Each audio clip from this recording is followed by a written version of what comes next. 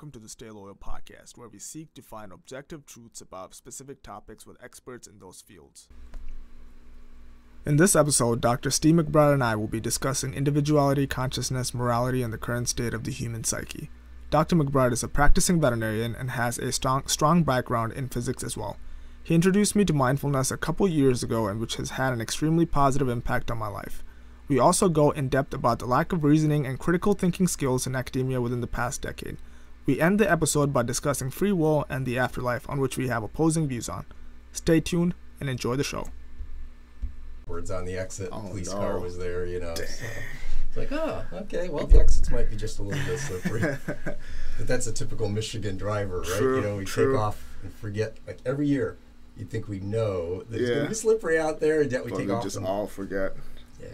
But yeah, so how's things been with you since the past 2 years? It's been interesting, I think, for everybody, right? Yeah, I forgot about COVID. Probably the biggest impact has been on our business. So, Yeah.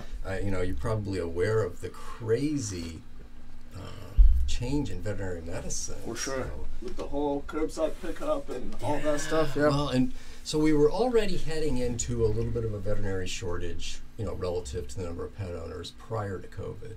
So, Interesting. it was, How did that happen? well, it was just, there's always that natural ebb and flow of the balance between animals that need Yeah. help and people that are there to provide it. True. And so it was, and you also got the baby boomers, Yep. just kind of like getting ready to retire. And that's a Yep. huge group of veterinarians. And then COVID hit. Yes. And so several things happened. Some of the baby boomers said, I'm out of here. That's enough. I'm done. There's a lot of corporate buyouts of veterinary practices, so that accelerated a lot of it. It became much more inefficient to do veterinary medicine because of curbside practice and COVID restrictions and all that sort of thing. And then people started buying pets because they were home, right? Nothing else to do. They also started looking at their pets for the first time because they were home with nothing else to do. So there's this increased demand and decreased ability to meet that demand. And then, with all the government relief programs and things like that, cash flow in families on average is very good right now, right? So there's more available cash, so they want more services. And there's a very set limit of new graduates coming out of veterinary school. The same's holding true for veterinary technicians. So right now we're in this interesting phenomena where we simply can't keep up. We can't even keep up with our own clients, let alone bringing on new clients. So it's like a 6-week wait to get in if you're a new client. And so you don't want to burn your staff out. You don't want to overwork them. You're trying to meet this demand. So it's been an interesting change. I've never seen anything like it in my career. That's crazy. But it is. Yeah. It is. It's a great time for a new veterinarian getting into veterinary medicine because they can't fail, right? True. there's no downside, but it. Did you see a lot of anxious clients, just worried in general about just coming into the practice, not being able to see the animals, having to do a lot curbside? of stresses like that. So there's the pet owner that doesn't know what's going on behind the scenes. Oh my gosh, he took my pet from the car. Yep. What's happening in there. And honestly, the pets actually did better. It's funny. I agree. You vetted veterinary medicine, so you know how the pet away from their owner is like the kid away from the parent, right? Yep. They're suddenly much more behaved. And we saw that time and time again. But then we started seeing the phenomena. So we aren't curbside anymore. We, for quite a while now, have a lot of clients into the exam room. And for quite a while, we were actually without masks, except for if the client came in with a mask, we'd put one on just to, And when did you start doing that? That was kind of... Oh, gosh. That would have been several months ago. Okay, We've good. actually gone back to masking now, just with the latest wave. Yeah. We're not requiring the clients to do it, yeah. But during that transition, as this became more of a political issue than a medical issue. And so it was not unusual to have the obnoxious client, well, I don't have to wear a mask. Why do I have to wear a mask? Well, you don't have to. You can wait in your car.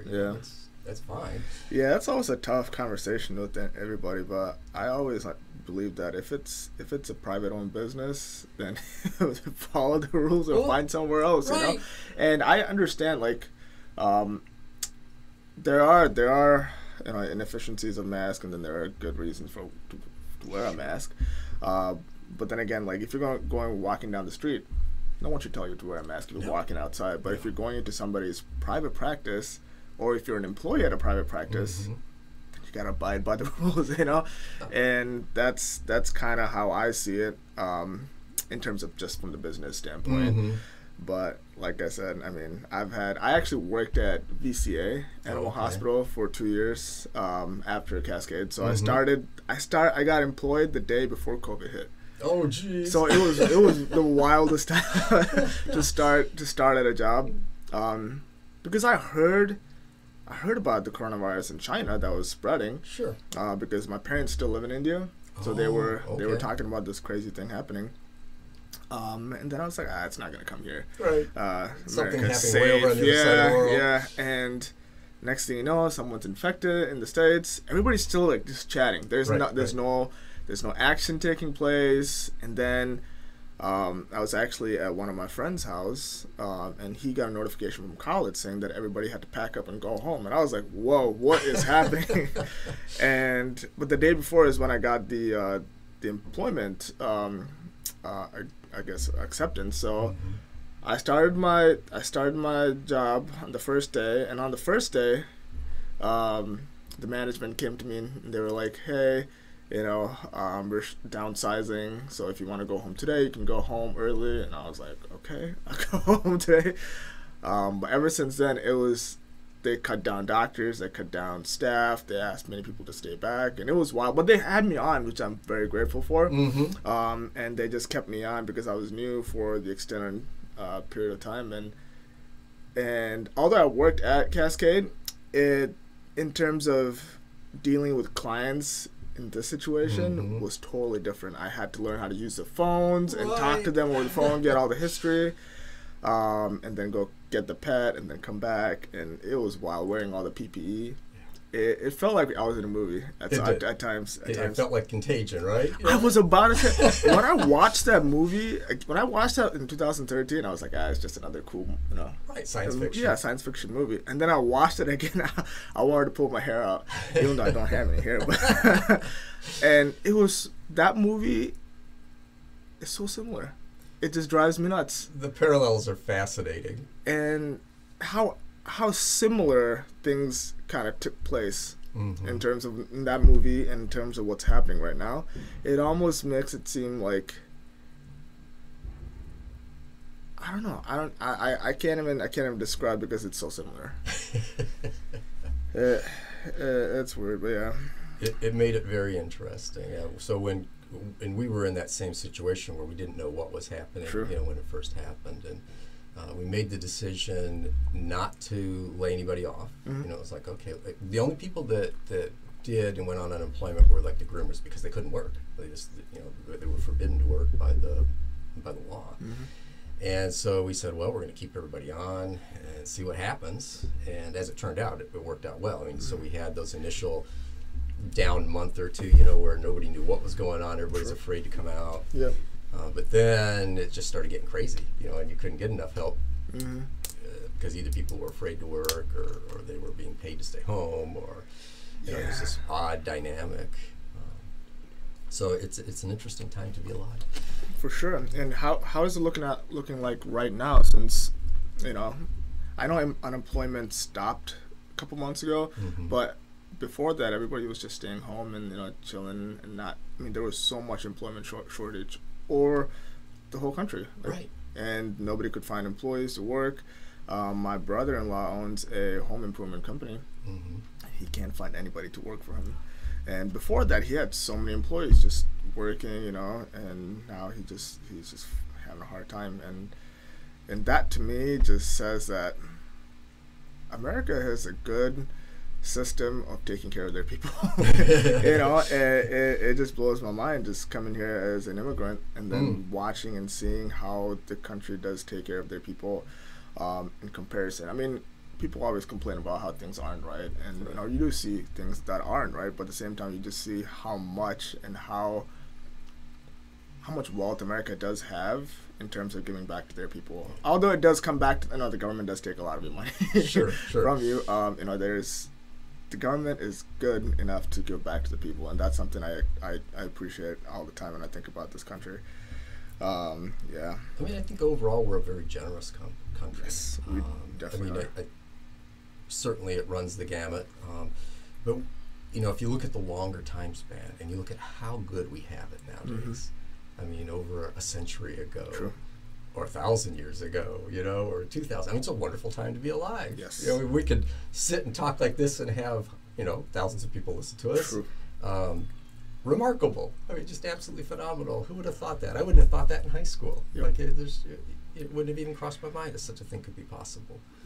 In terms of technology, how has things expanded since you were a young person? You know, so probably, obviously, I would say the internet changed things more than anything else. What was that like? Because I was a very young kid when that started to become a big deal. So I was a physics major when I was in high school. Yes, I remember you telling me that, yeah. When I was in college, when I first entered college.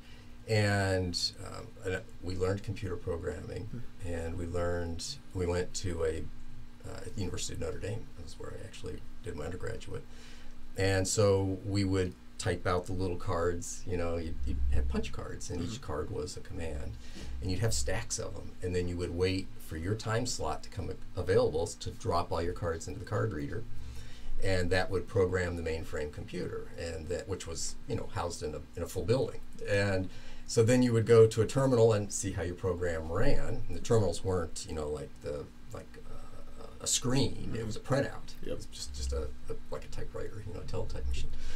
And so you'd look at the output, and if you had a mistake, You don't do it again. then you got to go back and find out, like, what card did you make the error on, you know, make a new card, things like that, wait for a time, drop it in. I mean, it was cumbersome. Yeah. And yet it was fascinating at the same time, because you had this machine that could do things, you know, you could give it commands and it would do things, and it was just like, wow, this is really cool. But still, if you wanted to learn something, you had to go to the library or the bookstore and pick something up. You couldn't, you know, just search for an answer like you can nowadays. You didn't have the world at your fingertips. I mean, as a kid growing up, you know, I was very curious. I'm still an extremely curious individual. I think that's something that we should encourage in everyone. But you couldn't fulfill your curiosity as quickly as you can now. I can't. If we were forced to go back to those times, I can't imagine the frustration we would feel. I bet if kids nowadays were thrown back in time, I think they would lose their minds without their gadgets and Google and Alexa and whatnot. Yes, and now the fact that you can talk to your computer and get your answers, it's like, so, you know, of course we grew up watching Star Trek, you know, and you would get, you know, you'd see these sorts of things. They'd talk to the computer would talk back. And you're like, oh, it's very cool science fiction. And now you can do that, you know. So, yeah, I mean, what a rapid change. And you think that the speed of change in technology is constantly advancing. So what's it going to be in 20 years from now, 100 years from now? Hard to imagine. I don't think we can even get our minds wrapped around something that big. Yeah. In terms of, I mean, people always wanted to see flying cars, right? Yes. And that's something that everybody expected to see in 2020, but I guess we still haven't had flying cars yet, but I definitely think we will have it sometime in the next 20 years. Oh, yeah. You know, Without a doubt. crossed. So I've seen prototypes. You know, I've seen videos of prototypes and people using them. I have no doubt we would already have flying cars if it wasn't for the government. So government regulations stifle industry, stifle innovation. You know, they're just a natural brake on everything. And if we didn't have some of that, we'd have flying cars. Yeah, I mean, I feel like China's probably has flying cars right now. They probably do. And I was watching this video where they showed how quickly China builds things. It is fascinating. Yeah. They were talking about the whole COVID issue where they built bunkers for people to like a quarantine bunker when everything started. They built, I don't know, it was a huge building size of like a couple malls, but they built that in like under like 30 days, and didn't even use it because they just got over it pretty quickly, you know, and they went back to having concerts in Wuhan and you know all these wild things, and I'm just like, how the rest of the world is just suffering. If you throw enough money and enough people at it, you get things done in a hurry, right? Yeah, and that infrastructure in China is just they're going for it. They are. Yeah. I think the thing that will ultimately if they don't change, will ultimately strangle them, is they don't have the freedom.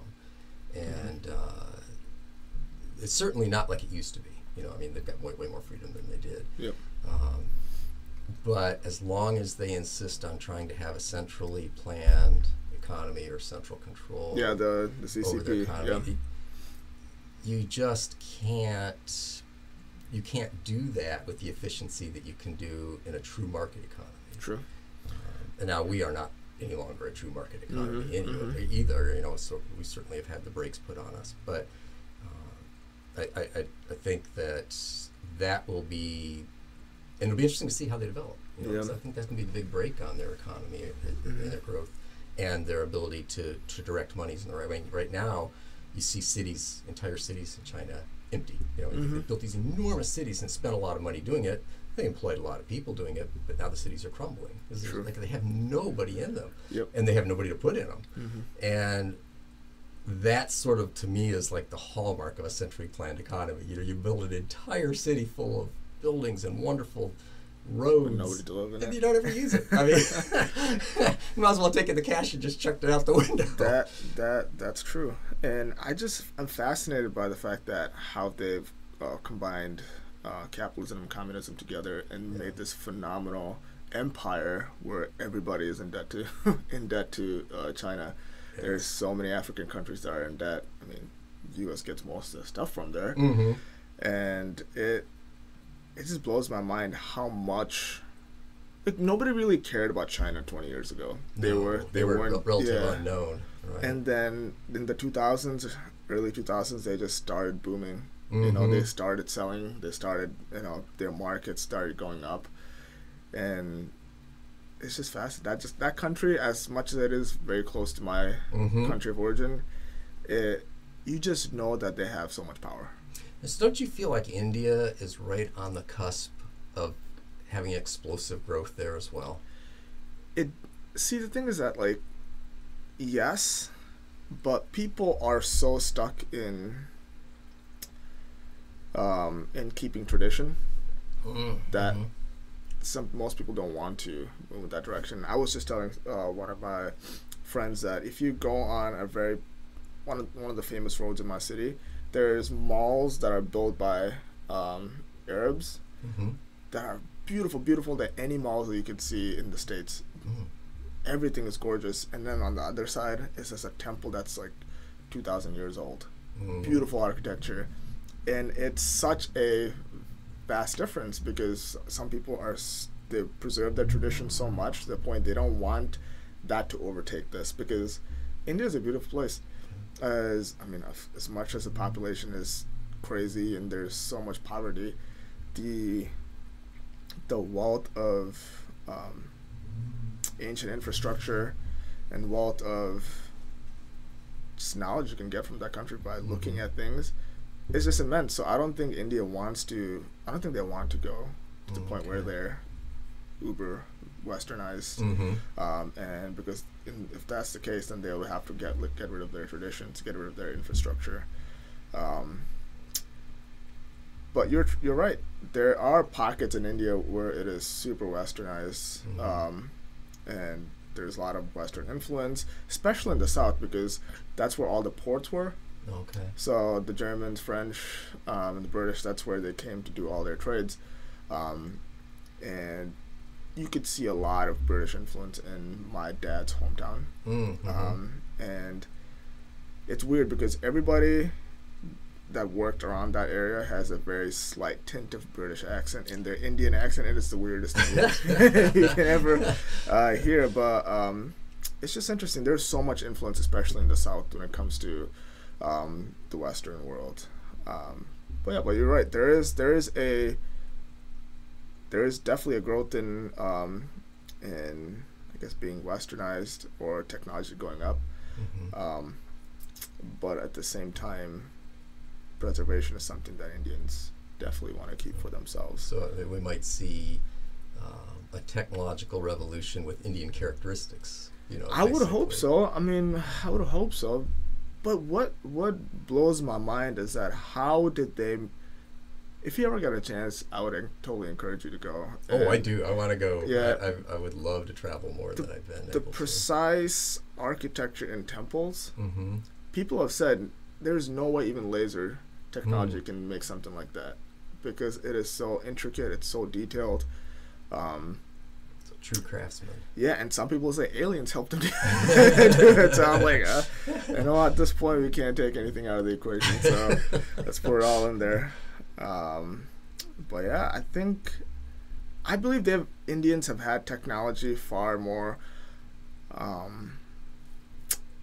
advanced for their time in comparison to everybody that, you know, we're doing things around them, because people traded so much with India that the Romans sold all their gold to India, and in turns they got black pepper. And I was like, that is a very odd trade. Not trade, right? But what they've said is that they've sold so much gold that their own economy crumbled. Because they just took black pepper, and apparently everybody loves black pepper. I mean, you see it on every table you go. You know, everybody's house you go, you see a salt and black pepper there. But the amount of wealth India did obtain from selling spices all over the world. India has so much wealth hidden in temples. Just in the architecture itself? Yes, and within like secret rooms within. Oh, okay. And obviously it's all forbidden to enter.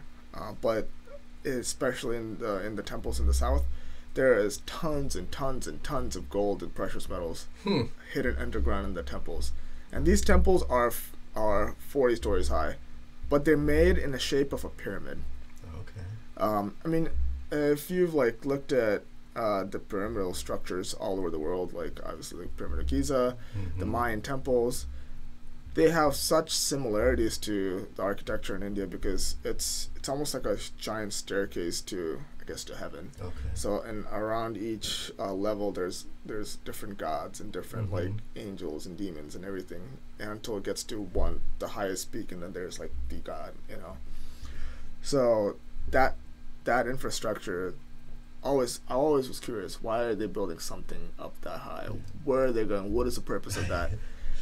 And I mean, obviously I've watched different documentaries on the reasons behind the pyramidal structure, and how that structure has some kind of significance to connecting to cosmology, connecting to different patterns in stars and whatnot. And that always got me very curious. I started doing a deep dive into infrastructure, and that just blew my mind. Now, these are primarily Hindu temples? Yes. Hindu. Also, I mean, India is about 85% Hindu. Okay. I didn't realize it was that high. Yeah, 10% Muslim, and then 5% Christian. Okay. And most of Christianity is down south. There's very, very, very few Christians up. So again, the British influence, perhaps.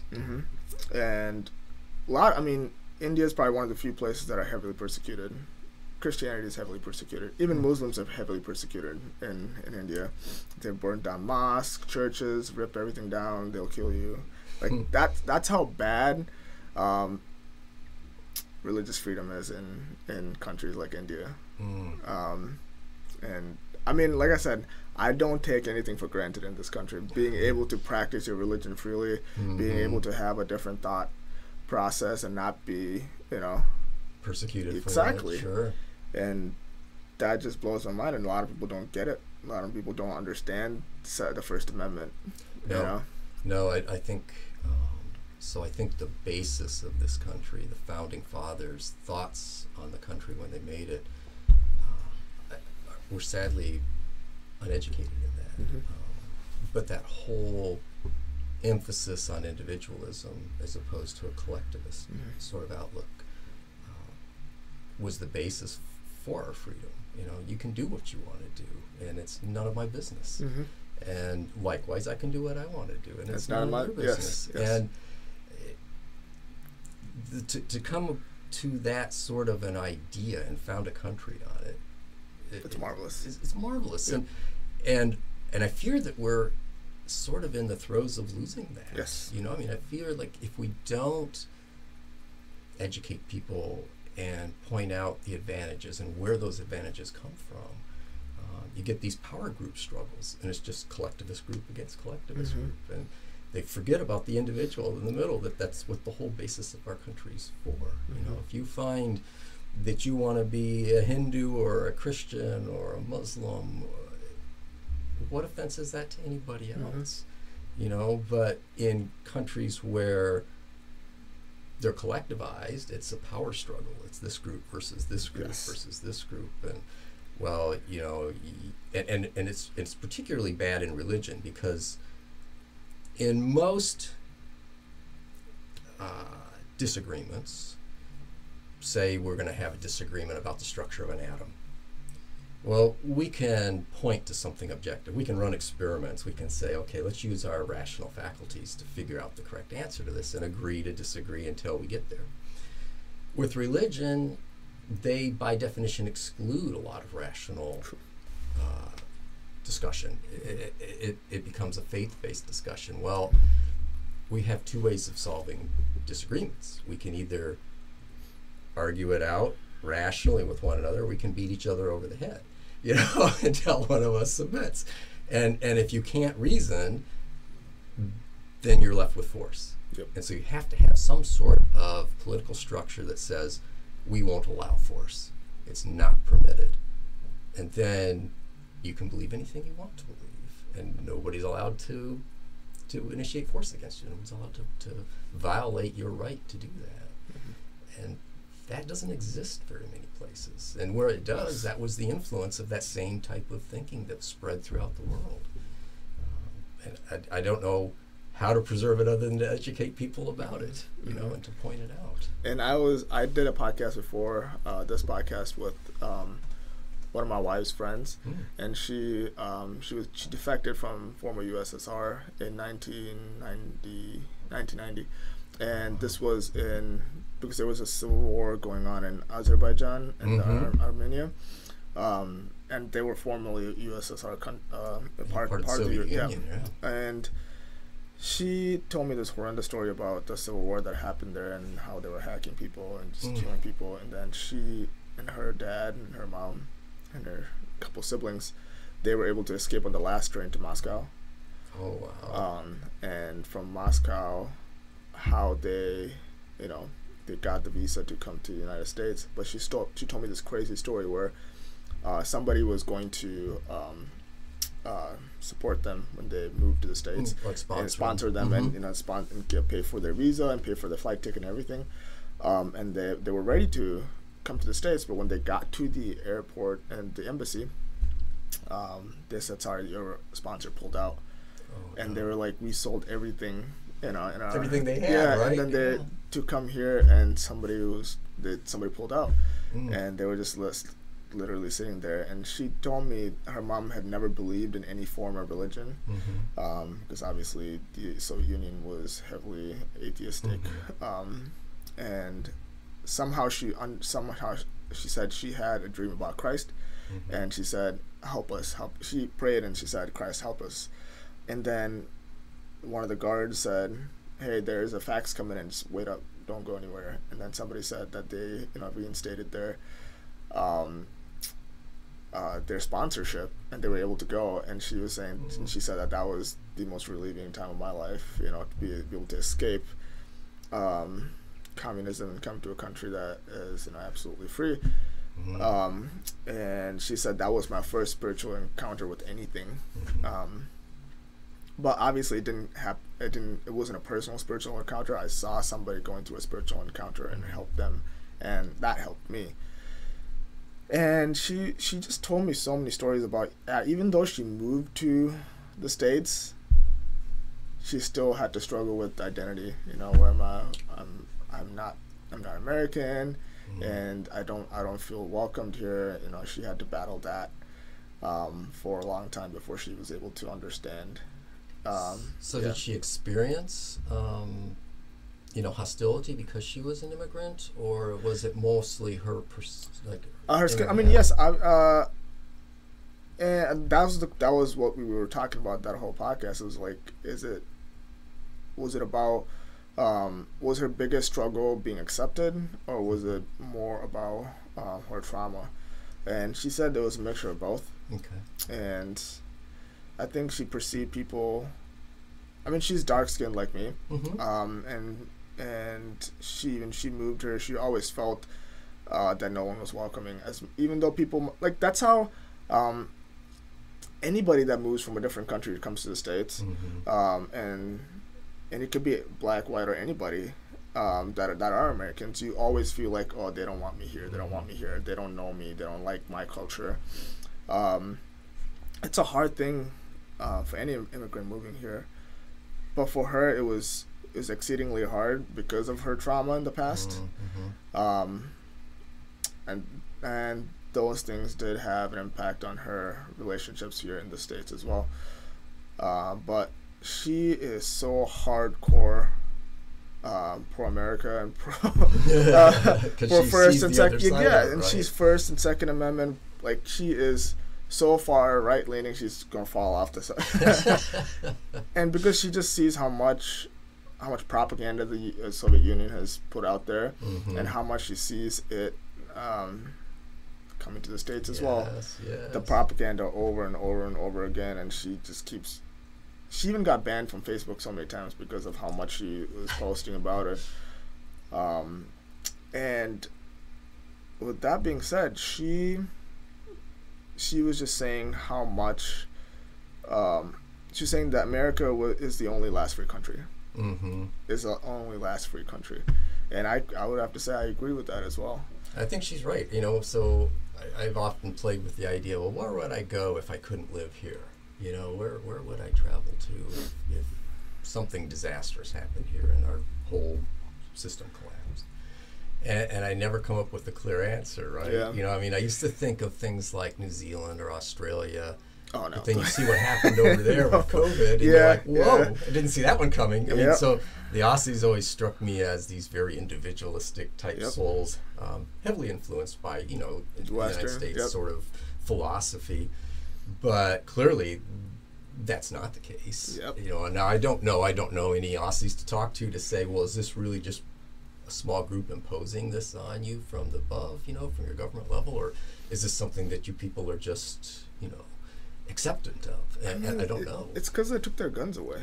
Yeah, that was the first thing they did. I don't know. I think the early 1990s they banned weapons, firearms, and ever since then because they were like, oh, it's a safe country, you don't have to worry about firearms, and then slowly they started taking away individual freedoms, and then now you have a country that's like. It's almost a tyranny. Yeah, so is it like, the old proverb of boiling the frog, where you can't throw the frog in boiling water, but you can heat the water up gradually?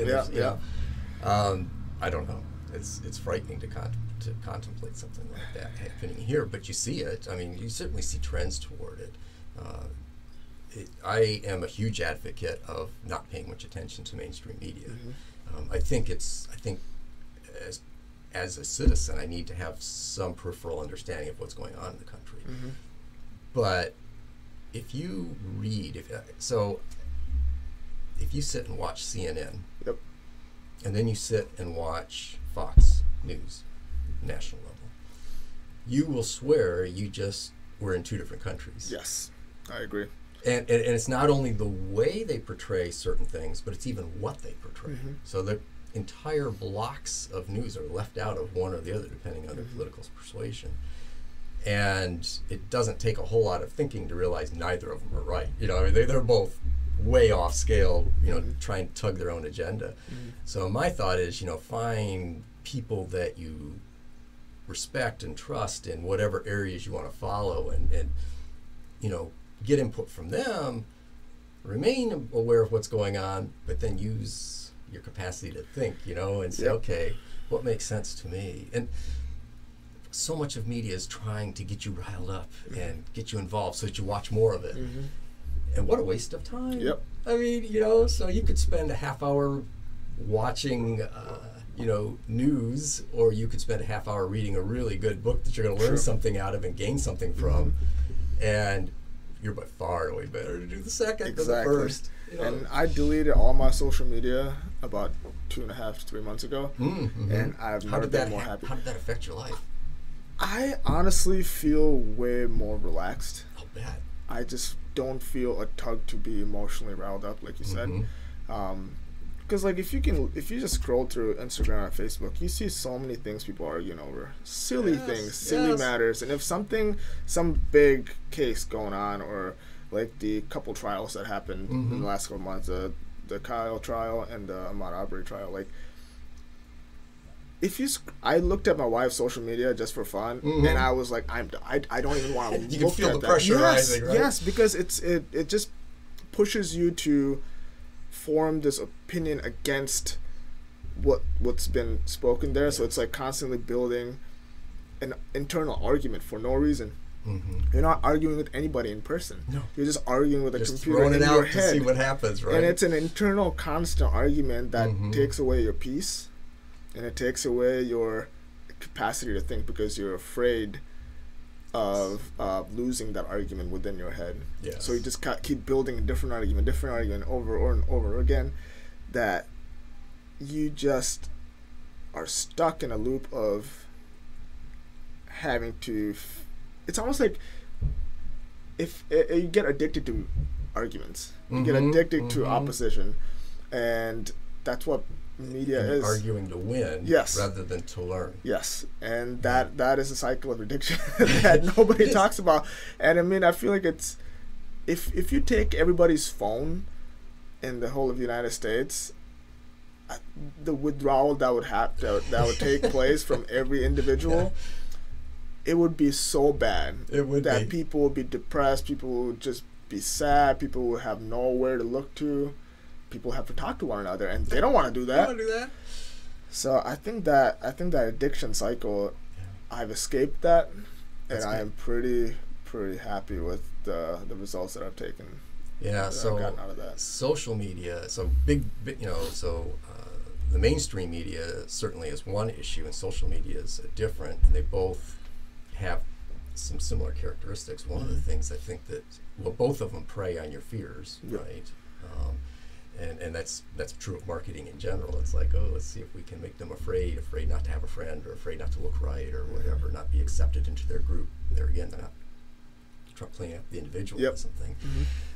But social media has this other component to it, which is people put their self-worth into how people respond to them, how many followers they have, how many likes they get, and all of a sudden they've farmed out their self-worth to all these other people, and that's not where it comes from. And so they have this false sense of self-esteem that's built on what other people think of them. I mean, what a lousy way to live. There's no genuine value of yourself in that situation. You only see it when you step back. Yeah, you don't. You don't. You got to step back to see it. You know, it's frightening. If I had to design a way to drive people nuts, I'd feed them a steady media diet. You know, where the topics change like this. There's never an in-depth conversation. They never get an opportunity to understand what they're seeing. They just see it played over and over again, and then throw on top of that social media so that their whole value system is built on other people instead of on themselves. What a way to screw up a brain. I mean, it's just like, I can't imagine a better way to ruin your rational faculty. And where do you think this type of mentality is going to lead to? Because I don't see technology going away anytime quickly. No, so I don't either, and I'm a huge fan of technology. So I think that social media can be done right. Okay. I think that technology can be used for good and for evil purposes. But I think the fundamentals still lie with teaching people a proper moral basis for their actions, teaching them what their freedoms are based on, showing them how to think critically. So I'm a huge I'm opposed to most of what I see in education. So I see so much in education telling people what to think rather than how to think. Critical thinking skills are just not taught appropriately. for obvious reasons, because you don't want people to disagree with you. Because I believe when I came to the States, that's all they talked about. At least before I came to the States, in India there were so many coaches telling me you have to learn how to think critically, because that's all they do back there. But when you come here, and I'm like, this is not the case. When I started college here, although I did go to a Christian private college, Calvin College, there was still hints of how to think. Sure. How to think and how to view the world. And now that I went to the community college for a year in between, that was a whole different world. Teachers are just spewing propaganda, and that was the election year when Trump and Hillary were running. Oh my gosh, I can't imagine. The political science professor literally sat down and told us how much he did not like Trump. And I was like, are you going to teach the class? Or are you going to teach us about some political theory here? Yeah. But all she did was just spew, hatred towards one group of people, and I was just like, okay, this is really weird. And I was still new to politics in this country, and I still felt a little awkward in terms of how she was running that class. And then when Trump won, she literally she said, today we're not just going to learn anything today, we're just going to sit and just talk. And I was like, okay, I see the benefit of it, but at the same time, you're just making people constantly tell everybody how they feel. Yeah. And as much as it is a good thing, you're propagating emotions rather than propagating intellectual conversations. And that's what I see in education in my perspective. Yes. I totally see what you're saying, but is there anything specific that you think that's destroying young people's minds, especially at college or high school? Sure, and so this would be a critical thing because you have a child now, right? So anything that crushes their curiosity, anything that crushes a child's natural curiosity, in my view, is just pure evil. So they should be allowed to explore the world, and they should be allowed to do things, not that are dangerous to them. Certainly, that's your job, is to protect them from danger, but things that you might disagree with. And a teacher, when they stand in front of a class, they're an authority figure. And when they tell you how you ought to think, now they may not say, well, Simon, you need to think this way. But what they're going to say is, here's what I think. And I'd like you to turn in, a paper in a week about this subject. What are you going to do? Are you going to disagree with them? Unless you have a relationship with that teacher and okay, they can be objective about this, they have pretty much forced you to think in a certain way, and without being, verbally saying you have to do this, but they've implied it. It's no different than an employer. If I went around to my employees and said, boy, I sure wouldn't want to employ anybody that voted Democratic, or something like that, what that would be terrible. It just, those sorts of subtle things have no place in education. Whereas if they're teaching critical thinking skills, they might say, well, here's a position, let's explore that. What do you think about that? Well, why do you think that? What biases do you think that might have influenced your judgment? Make them think about how their mind works. I would be an advocate for them even teaching mindfulness in classes, because where you watch your mind and how it works, and you say, wow, I'm getting input from places I didn't realize I was getting input from. Maybe I should examine that a little closer. Or just at least introspection, thinking about how you think. Because we're human, we have biases that are built in, and if you don't have those biases pointed out to you, then you will continue to fall for them time and time again, because by definition you're unaware of them. And so I think those sorts of skills can be taught. I don't think they are being taught, at least not on a regular basis. And our whole culture seems to be shifted against wanting any kind of discussion about that. It's more of, I'm right, you're wrong. And, if you disagree with my group, well, you're out, and that's, and I think a lot of that, so evolutionarily speaking, we came in small groups. You know, I mean, we survived in small groups, and you were expected to fit into the family clan.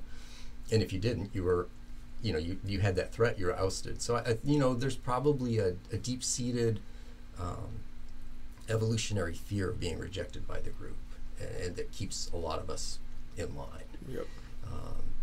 And that's where I think that whole teaching and upholding of individualism as something to aspire to can break that down. You no longer have to be a member of a group. You can find somebody that is interested in you for your ideas, you know, and wants to learn from you. And like I said earlier, I don't think arguments should be about proving who's right. I think arguments should be about figuring out what's right for yourself, right? You know, it's not like, well, you know, I have the better argument, so I win. You know, too bad for you. Yeah. It should be about, well, let's discover this together. And people don't understand that it's okay to have a change of mind. Oh, geez, yes. Yes. I mean, you know, as you grow up and convinced. you gain experience, so the older I get, the more I realize how much I don't know and how much I thought I knew that was wrong, you know? And so, yeah. I mean, you should be encouraged to change your mind on things. And that should be celebrated.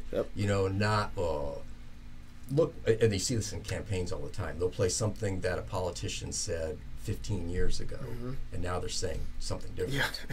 I'm like, what relevance does that have at all? So they change their mind. That's a proper thing to do. Now, maybe they changed it, in my opinion, the wrong direction, but it's okay to change your mind about things. You know, being committed to science. So I'm a huge science fanatic, and one of the things that I really didn't learn till later on in science was that you have to be open to the fact that you're going to be wrong, and you have to be open to the fact that there's always new information that comes out that could sway your thoughts about things.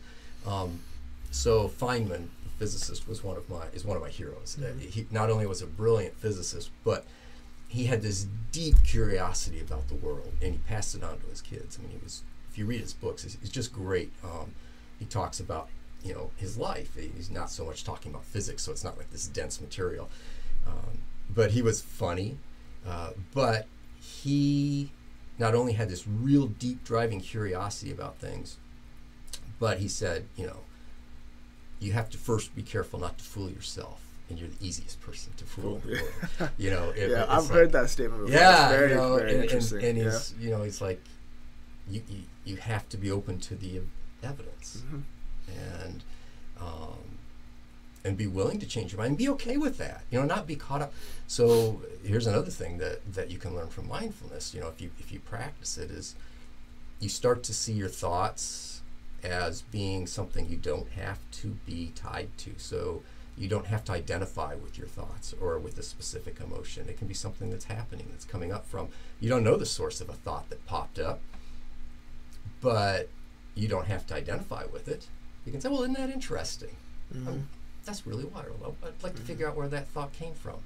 Or you have an emotion, you know, you can choose.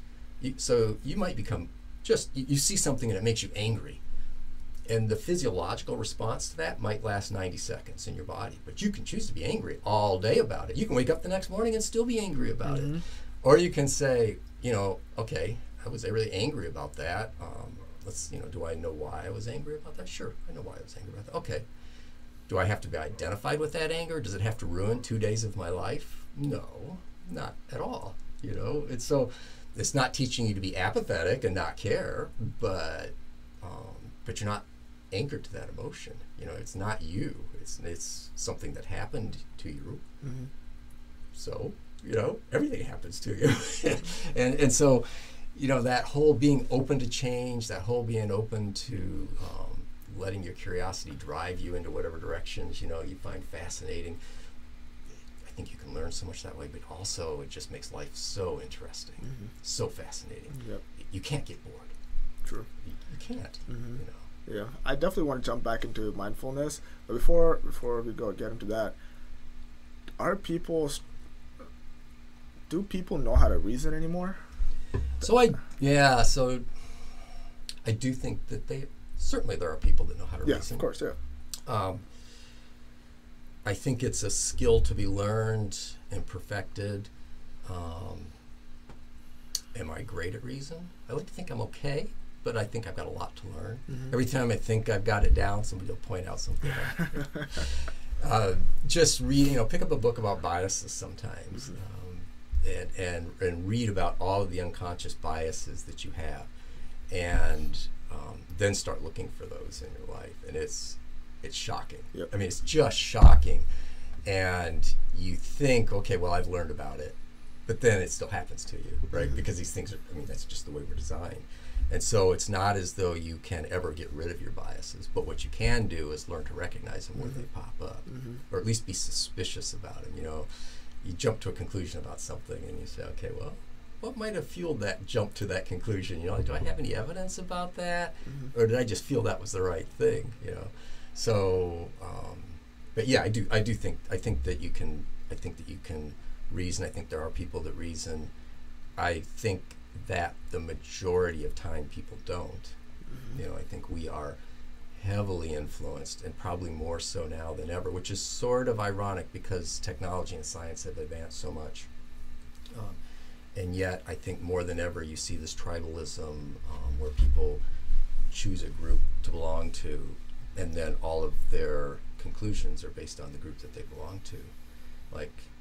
It's somewhat odd that if I know your opinion about being vaccinated against COVID, I know your opinion about immigration, and why should there be a tie there? It's strange that we fall into groups like that, and we're expected to toe the party line because we might get kicked out if we don't. Back to that old tribalism thing, we've advanced beyond that, or we should have advanced beyond that, but I don't think we have. And if anything, in America, I feel like that's gotten worse, and that's what worries me. And what kind of suggestions do you have for somebody that's struggling to know how to reason? So, first, paying very, very close attention to what do they really know. What do you really know versus what have you accepted from someplace else? And it's just an opinion you hold based on people who have said it, who may not have any knowledge in that field. So, it can be anything. You can pick any topic at all that you've got an opinion about and ask yourself, well, what do I really know about that? And then start looking into why should I think that way? And then watch your mind try to resist any change that happens when you find evidence to the contrary. Yep. Because you will, so that's a bias, actually.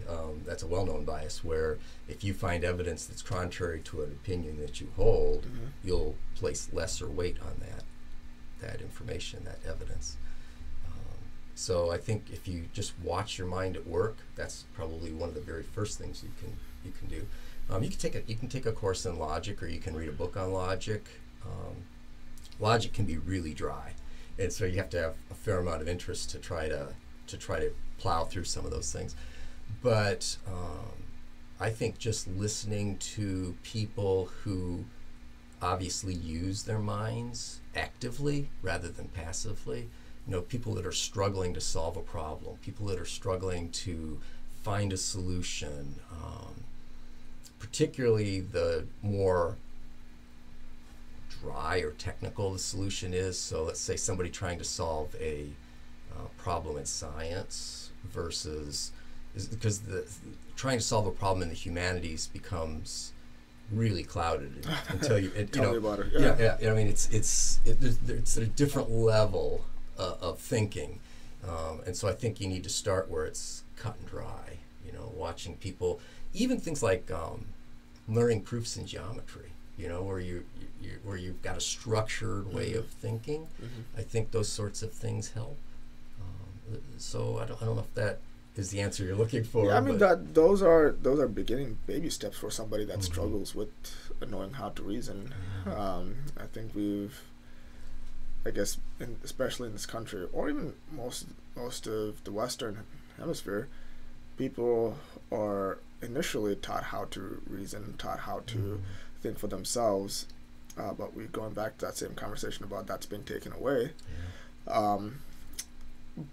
but the best thing is to go back to know how to go back and learn how to reason again, to have good conversations, and to be able to learn how to accept a different point of view and not be wrecked by that. It's so tragic. And it's almost like your whole identity is broken down just because your body wants to agree with something, but you keep fighting it, and it's just a whole internal war. But I definitely want to jump into the mindfulness topic today. That was first time I ever came across mindfulness is obviously through you. I think that was one of the earlier. I did not know that. Yeah, I think that was my earliest exposure to mindfulness, but I feel like that's when it started to get more popular. So I definitely found that interesting, fascinating, and obviously I'm a Christian, and I always thought that, is there a way that I can actually like make that come together? Because mindfulness didn't necessarily have a root in any sort of religion, right? It had its own. I mean, it did have initial root in Hinduism and meditation and whatnot, but like the mainstream one had kind of like everybody can do it, Yes, so it has been secularized, and that's the way I teach it, taught it, and approach it as a more secular level. If you look at the roots of it, it definitely comes out of the background of the Hinduism and then Buddhism, and the Buddha, of course, is notoriously the one who codified this method of mindfulness practice. But it's questionable whether you can call Buddhism a religion or not. So Buddha himself was very adamant that you not believe what he said. He's very adamant about, find this out for yourself. And just gave you a method. Now, Buddhism is a religion because it's been practiced by some of his followers as that, which is interesting on an off topic, because you see religions, any organized religion is so dramatically different from what its originator taught, which is an interesting topic in and of itself. But back to mindfulness. So there are there have been in the past mindfulness practitioners in the Christian tradition. I'm trying to think of the name that they use. Gnostics? They may have developed in the line of the Gnostics. But they were persecuted by the early church. I know that. The Inquisition and things like that. Because it was sort of considered by the Pope that, if you were going to use your mind to come up with these solutions, if you were going to pursue what was happening in your body, you didn't need the authority. And, the Pope was the authority, and that was dangerous. That was a subversive thought. But there were certainly Christian practitioners, and it usually took the form of, so there's many different types of mindfulness, different types of meditation practices. So there's like the insight meditation, Vipassana meditation, and there's concentration meditation, samatha meditation. There is a tradition of using phrases, meditating on phrases, and many of the Christian meditators were using like a prayer, that they repeat over and over and over. In the Catholic tradition, it's almost like the rosary type of thing. So there definitely were and are. Now there's been a swing. Now that mindfulness has gained popularity in the mainstream, there's more openness to that. As churches want to hold on to their practitioners, they're not going to try to alienate too many of them. And so now there's actually groups that I know of, that I've heard of anyway, of Christian practitioners of meditation. It's being used in a specific way in that fashion, not in its original intent. So for me, mindfulness, for people that don't know what it is, it's paying attention to the present moment on purpose. and with a real deep sense of curiosity and non-judgmentally. And that's probably the hardest part, the non-judgmentally portion of it. So when we watch things happen in our mind, we form instantaneous judgments about it. It's trying to get rid of that judgment formation. Just say, well, isn't that interesting? That's what's happening right now. And beginning meditators get into this a lot. So, you know, the typical instruction will be to get yourself relaxed, you know, and then start paying attention to your body, and then slowly they focus on their breath, which is the most common anchor that we use in mindfulness meditation. But it can be anything. It can be sounds in the environment or whatever. And then you watch what happens, and almost instantly your brain gets deflected. You start thinking about something. Why am I doing this? I'm uncomfortable here. What was that sound? You know, so you get distracted. And the instruction is to recognize that distraction, see what happened, label it, so, you know, and then bring your mind back, you know, so you're coming back to your focus, your anchor. And the beginning meditator will quickly get irritated with themselves. Oh, geez, I got caught thinking again. What's wrong with me? They're judging themselves. So one of the things you have to get across is that point of stop judging yourself. You're not judging yourself. It's what you're supposed to have happen to you. You're human. That's the way your brain works, and that's what you're supposed to discover. Is that's how your brain works. And so that's what mindfulness is that present attention, not as compared to where we spend most of our lives with our mind wandering, and you're not even aware it's wandering until all of a sudden you like something startles and you're like, wow, you know, I was off in no man's land, you know, thinking about something, you know, just random thoughts coming up. You're usually like reliving an experience that you've had, an argument that you've had. Oh, I should have said this in that circumstance, and I said that. What was I thinking? Or you're worrying about something that's upcoming. Oh, I gotta go to the doctor tomorrow. You know, what is he gonna find? You know, so you're not in the present, and you're trapped in your thoughts. And so that's the whole point of mindfulness, is to get you out of that state cycle of unawareness. Yeah, break that cycle and start to realize what's going on. Mm-hmm. So my experience with mindfulness has transformed. Because I was initially talking to you about how I could merge those two things together. Mm-hmm.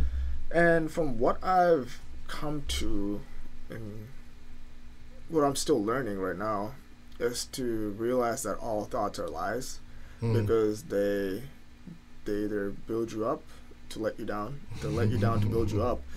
So, because we don't know the origin of thoughts, right? You don't know where it's coming from, how it's coming from where. We can't pinpoint an origin of thoughts, but all we know is that we receive it in our head, and it makes an internal it gives you an internal message, and you react towards it. So when I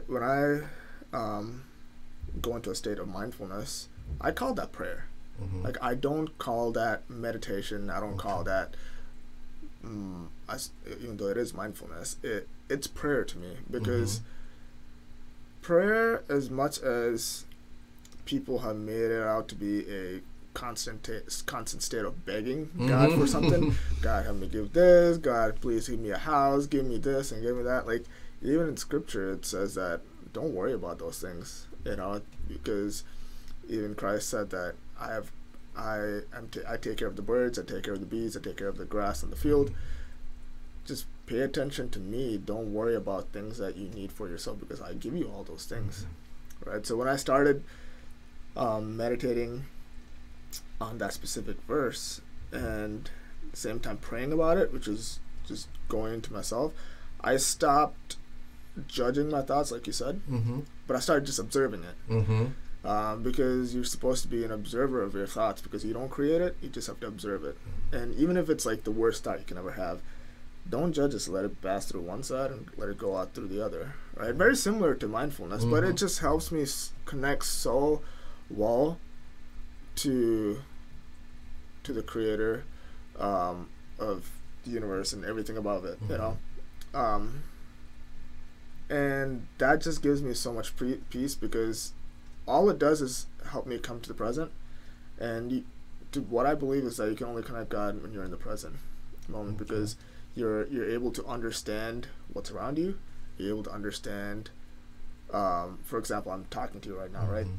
I have to constantly work towards if I've never done mindfulness, I'm always going to think about what I have to say next. What am I? What's the next question I'm going to ask? Instead of paying attention to what the other person's really saying, what are they coming from? Yes. And I think that's a practice that I had to I had to develop that skill in order to be able to sit down and have a conversation with somebody and not be in my in the future, you know. Right. And especially when it comes to now being married and now having a child, I found that so helpful because when I'm working, when I'm making money, that's all I'm thinking about. You know, I'm just focused on if I'm at work, I'm thinking about work. Right. And when I have time to go through my finances, I just do it then. You know, when I'm playing my kid, I'm playing my kid. When I'm talking and listening to my wife, I'm listening to my wife. Like, I've constantly made an effort to understand that I need to be in the present at all times. And the way that I've gotten good at it is by praying, which is mindfulness. Okay. And by doing that morning and night, I'm able to stay in a state of prayer, which is what I believe is just to be present. Mm-hmm. Prayer is being present. Mm-hmm. And when you're able to do that, you're able to not overreact, and you overcome anger, you overcome judgment, and you overcome letting your emotions take the best of you and not being able to think logically. Mm-hmm. And that's why I've been talking to so many people about praying silently, praying by observing, because God's will only comes to you through observation. That's what I believe. Mm-hmm. It doesn't come to you in a book. It does not come to you in a love letter. It comes from observing what He has to offer to you in the present moment. And every time I do talk to somebody about that, they're like, "Oh, you're just doing the Eastern meditation, mindfulness." And I feel like Christians are the first people to ignore being present, being meditating / observing. And to me, I just find that fascinating because even in Scripture it says, "Be still and know that I am God." And people find it so hard to just remain still because it seems to have some kind of attachment to Eastern mystic religions and whatnot. So. Yeah. So there is a big difference, I think, between some of the Eastern philosophies and the Western way of doing things, and there's definitely a bias, if I can use that word, against inactivity. So in the Western world, there is sort of this underlying presumption that if you're sitting there doing nothing, you're wasting your time. And I would disagree, obviously, radically with that. Mm-hmm. And so I think sometimes learning to take that time to sit and introspect or meditate or prayer, whatever you want to call it, if it's you're sitting there looking at what's happening in your experience at the moment, you can learn so much. And like you said, it removes that reactivity from your life. You're no longer a plaything of the next thought that pops through your head or the next emotion that arises. But I can see where that gets you into trouble, with when you're trying to converse with people who are very orthodox in their thinking. And there's, again, that suspicion of, it's different.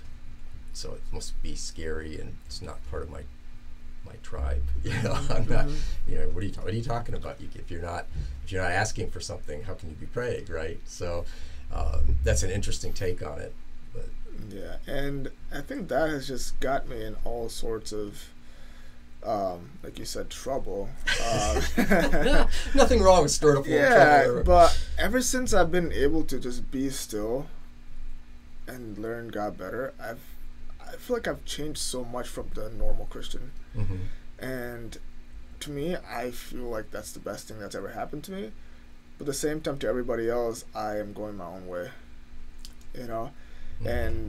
And as much as people are like, you can't go your own way, and there's like, God won't allow you to go your own way, but I'm like, hey, He literally said the way to heaven is narrow, and the way to destruction is wide. So if you want to go on that path, that's on you. I mean, And again, you're feeling that pressure.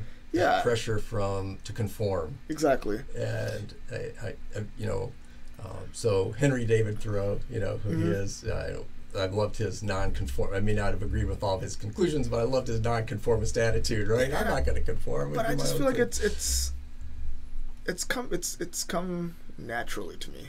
Well, that's good. And although I used to be a conformer to everything, Christianity is done this way. If you're not, you're going to hell. Or you weren't baptized at this point in time, you're going to hell. And I'm just like, man, how could I? Going back, that's such a wrong way of thinking, because it's a conformist way of understanding who God is, and I don't think there's a cookie cutter way of knowing who God is. I just think that there is multiple ways of acknowledging who is. But I personally believe, and I believe the objective truth is through Christ, because that's just my personal development in that.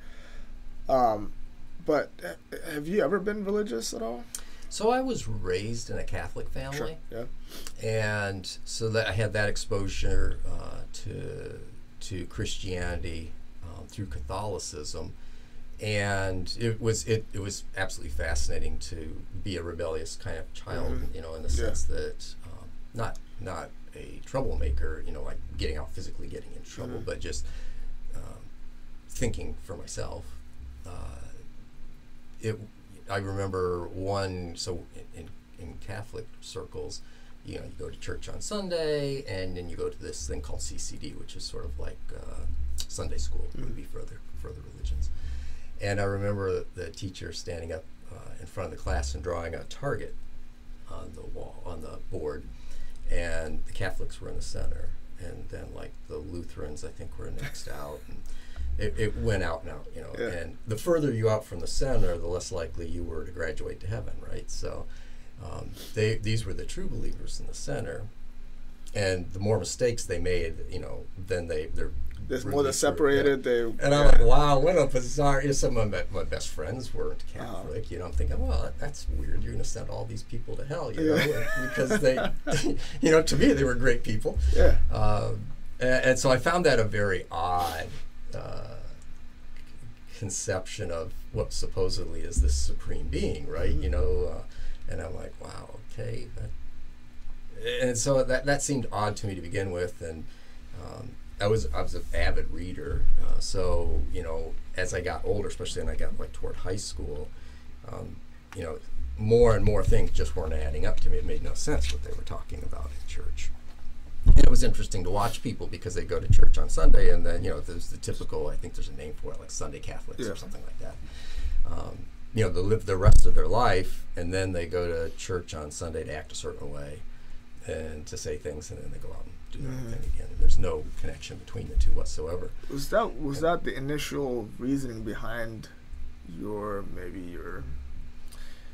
a decision to move away from that sort of faith? It certainly was enough to trigger me to start looking into the basis for it. Yep. So I read the Bible from cover to cover twice. It's like, oh, this is an interesting book. I mean, there's all kinds of stuff in there. I mean, there's sex, there's violence, there's wild stories, there's long, boring passages. I mean, there's a conglomeration of things that's self-contradictory in many places, and even about the same accounts and things. So I went to college, and I said, well, already I was significant doubter at that point. I'm like, okay, this is it. You got logic on the one hand, you got what the parents in the school or the church are teaching you on the other hand. I said, if anybody can solve the issue for me, it's the priests at Notre Dame, because these guys are educators, they're at the top of their level. So I got there, and two things happened. One, I found out there were a lot of priests who had serious doubts about their own religion, which was eye-opening to me. That, number one, that they had it, and secondly, that they would admit it. So we had fascinating discussions, and I give them a ton of credit for being at a university level, being open to discussion. That's probably the biggest thing in the university at that time, and I hope they're still the same way. I don't know if they've fallen prey to the way the universities have done. From what I've been hearing, it's gotten very open discussion was encouraged, and it didn't matter how what your position was on any given topic, it was actively encouraged, and that was an exciting environment to be in. And so, you know, the authorities didn't have the answers that I was looking for. And at the same time, I also had the opportunity to take a non-religious thought class, which to me was fascinating, because that was the first time so I knew all about all the branches of Christianity. I knew the history of, you know, Protestantism and Protestantism and Catholicism and the breakup between the Eastern and Western Orthodox churches. And, you know, I knew that history fairly well, but I really didn't know, outside of me finding a book on some monks in the Himalayas, which is where my original interest in mindfulness came from, in meditation. I really didn't have any exposure to the non-Eastern religious thought. And that class was really interesting to me, because now I could learn about Confucianism and Taoism and Buddhism and Hinduism and all of the other that were actually practiced by a majority of people. You know, there were more people doing or following those traditions than the Judeo-Christian tradition. And so that was educational. It was eye-opening. It was interesting to see that so many people had so many thoughts about what was real, and that they'd be willing to kill each other over it. And yet they weren't even close. Like, you know, how could... It was like, you know, starting to toss up coins and just, well, I'm going to pick one, you know, which one do you want to pick? And that was sort of the approach that was sort of implicit in this class as well. Which approach do you believe in? It's like, well, what is the basis for making the approach? You know, so I'm more interested in just learning about reality, what's real. So that was sort of the end of my time with religion, particularly organized religion per se. And it was also a time when I learned that the language of spirituality, which is to say, you know, like there's something that you exalt in, or that there is something that you find deeper meaning in, and that could be separated. So it's almost as though those words had been hijacked by religion. You know, you couldn't use them outside of a religious context. But at the same time, I had this fascination with physics. And sorry about that. But this needs to be dismissed.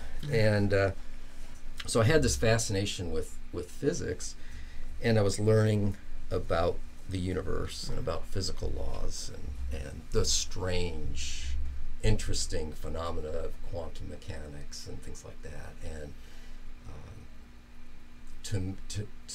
to learn that all the evidence points to us being created from star stuff. I mean, we're basically, every element in our body comes from stars that are long dead and have exploded and spread. I mean, you start to see a unity in the universe where, and this is almost contra to what we were talking about, individualism, which I think is still an important political philosophy. But you start to see like the cycle of nature. So, you know, things are born, things die, they become other things. Everything's merged together in this giant, intricate web that's interconnected.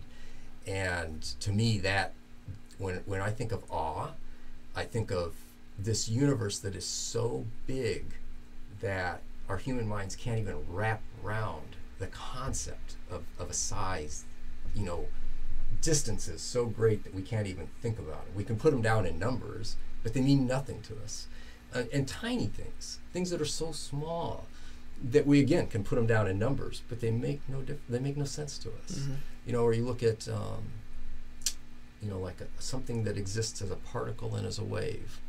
It's like, I can't wrap my mind around it. I can see theoretically, it I can see it mathematically. I understand. But I don't understand on a conceptual level. And a lot of that has to do with the fact that our minds have an identity, right? They are what they are. We evolved, our brains evolved for certain functions, and it wasn't to contemplate the other side of the universe or something so small that you'll never come into contact with it, you know, and never know it. But so that to me sort of in my life replaced religion. So to me it's this phenomenal world that we live in, and the ability to explore it at will, and to learn about it and see that interconnectedness and realize me in my present form is going to die. I'm going to be gone someday, but parts of me are going to live on in other things. I may be a tree. I may be dust on your floor, you know.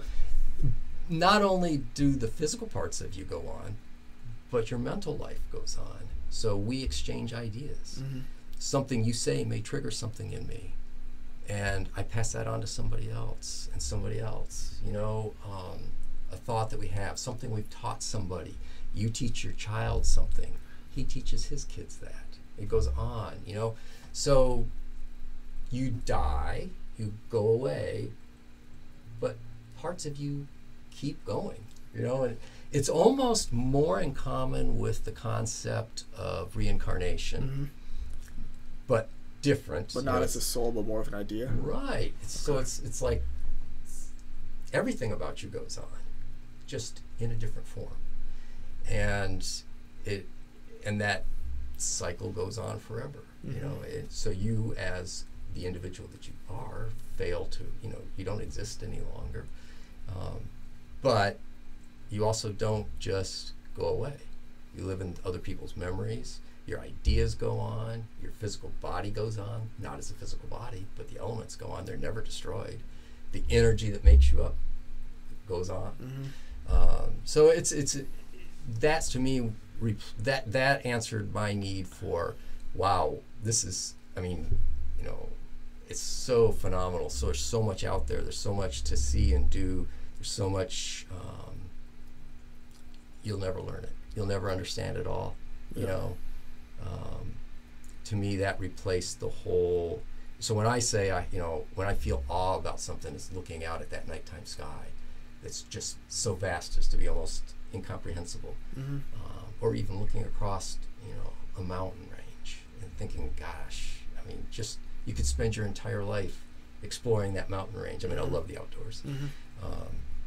And never see or learn it all. You could spend your whole time studying what happens in a square foot of land, you know, down to the microbial level, and never understand it all.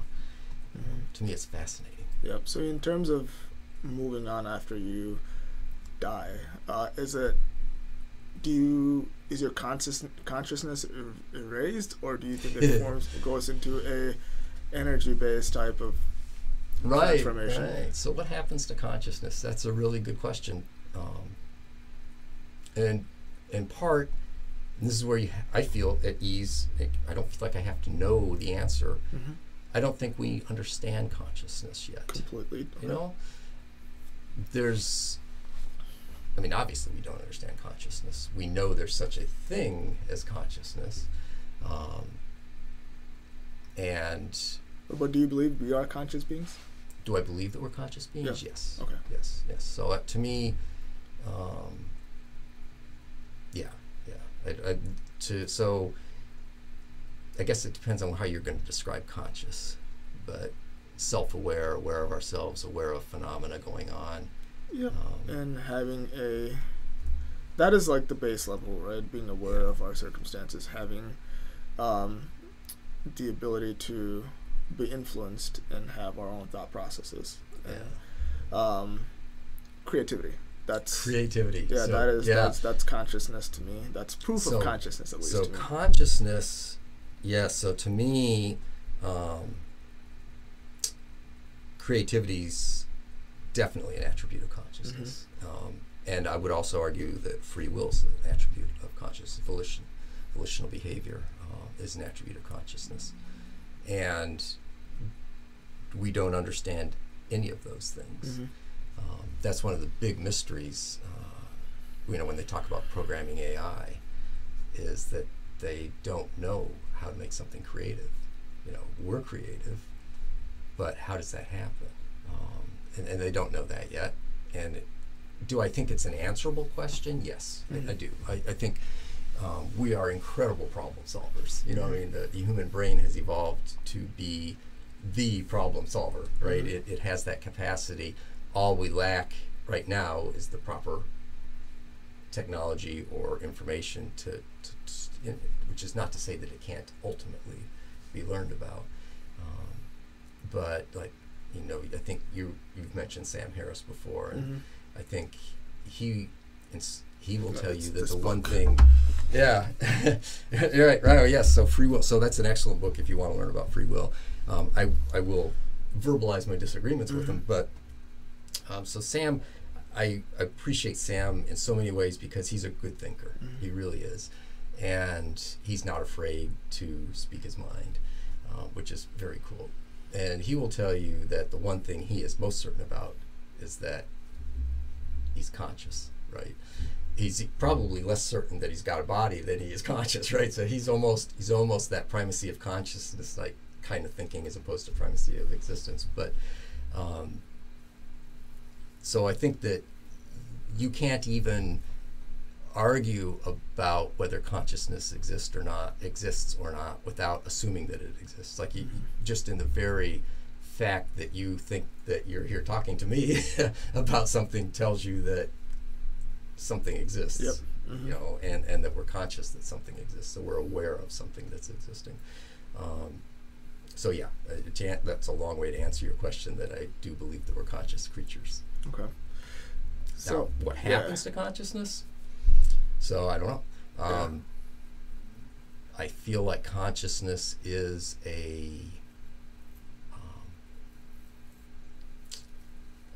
like an epiphenomena.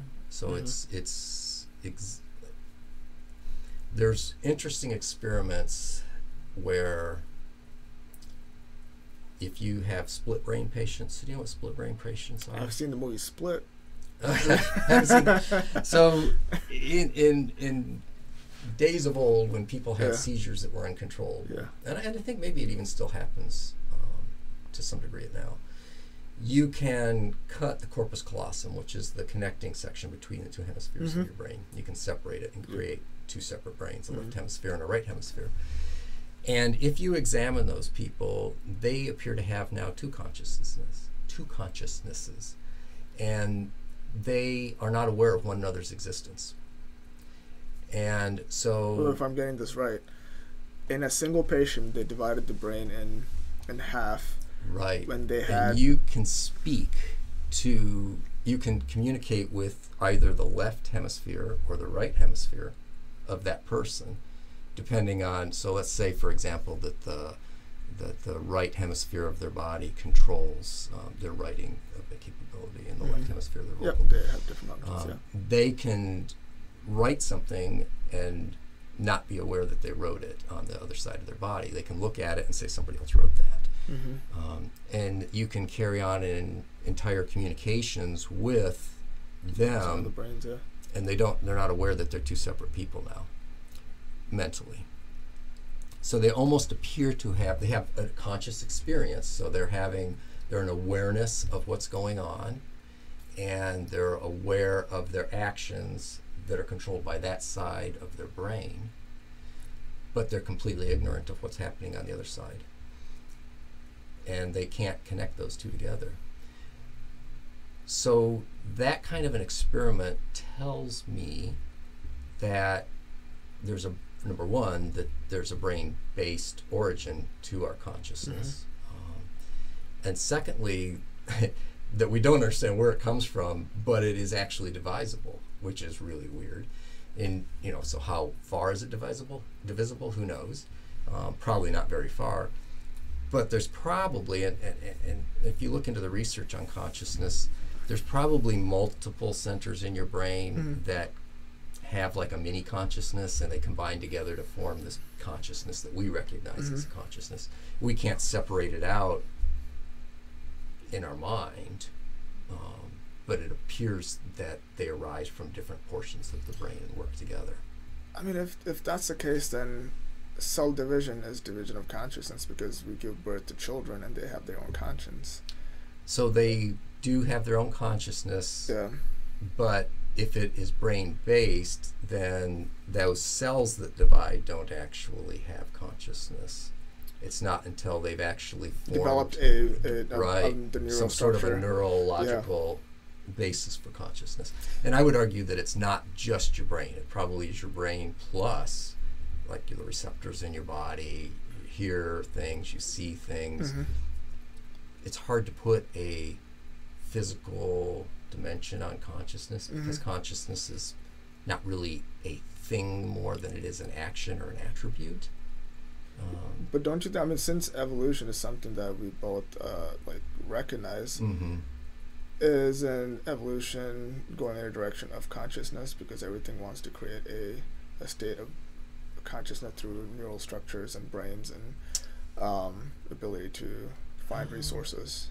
So I don't know if everything is going toward consciousness. I think that it clearly, in the case of humans, and it probably occurs in lower order animals as well to some degree, that there's a survival benefit for it, or it would not have developed. So but I don't know if that's like, okay, we're moving in that direction. So evolution is so random. You know, I mean, it's just it's errors that happen in your genetic code, and if that error turns out to be a good thing for that organism or that gene actually, then it'll be replicated again. If it turns out to have lesser survival value, then it doesn't. It doesn't. So I think I would be hesitant to say for myself that consciousness is the direction that things want to evolve in. I think it's just the way that some things have evolved and found it to be a survival benefit. So the survival benefit, do you believe it stems off of being conscious?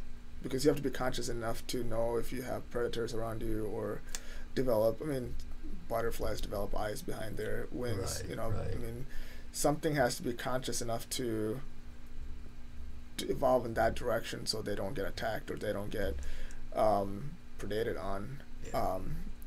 And that's kind of how I personally like view things in terms of consciousness, is because in terms of survival we have to be conscious. We can't be unconscious and survive, then we're just going to be a dead body. Right. You know? I don't even know where I was going with this. but in going back to the idea of religion, since we believe that, you probably heard this argument multiple times, but since we are conscious beings and we create, right? Isn't there a higher conscious being that does create as well? So I guess I would want to know why there would have to be a higher being just because we're conscious. So if our consciousness is truly an evolutionary trait, and it's an emergent property of our brain, why does that imply that there has to be a higher consciousness? A higher consciousness to who? And what does higher mean in that and statement? Something I believe is that, like, we're capable of producing life, right? And with that, as humans, we know that once there's a child's born, they're going to have their own capability of being creative as well.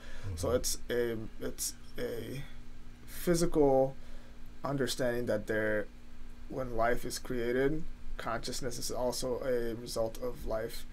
So when we evolved from whatever we evolved from, everything had consciousness for us to get to where we are today. So in terms of the origin of consciousness, even that had to be somehow given down, right? Only consciousness can give consciousness. That's what I believe. Okay. So unless we're conscious, that's the only way we can give conscious through childbearing, and that's the same way I believe. Even though, like, I believe that there was intent for us to be alive, for us to flourish. There was something that had to be conscious enough to offer that. It could be. I mean, if you think if the Big Bang does have conscience, then I believe it's true. You know what I mean? But that's the origin of where I believe consciousness comes from, because there has to be something conscious enough to bestow conscious downwards. That's my answer to Okay. it. Yeah. So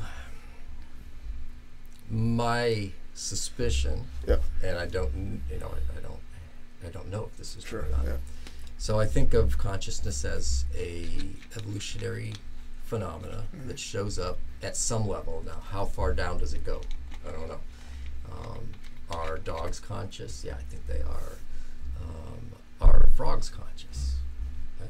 Maybe at some little level. Is a mycelium conscious? Now I doubt it. Is it? So, there's the classical statement that consciousness means that you can say that it's like something to be that animal. Is it like something? Is there a phenomenal world or sensory world that it's like to be a bacterium? I don't think there is, but I don't know that. And maybe it does extend that far down. But at some point, the complexity and the organization of our neurological network, or our brain and our sensory organism,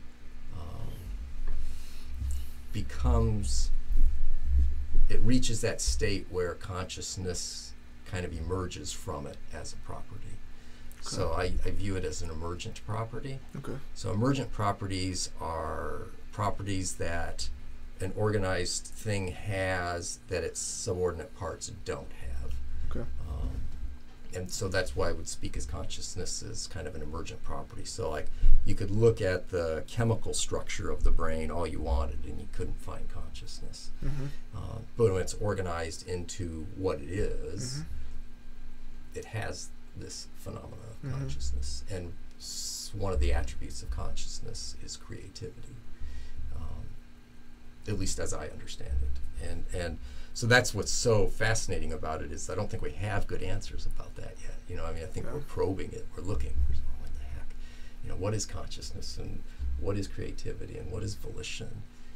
It doesn't even exist. Sam Harris would argue that volition doesn't exist. That we are determined from the origin of the universe onward. There's just one cause following another cause following another cause, and you can never alter from what the universe has prescribed for you.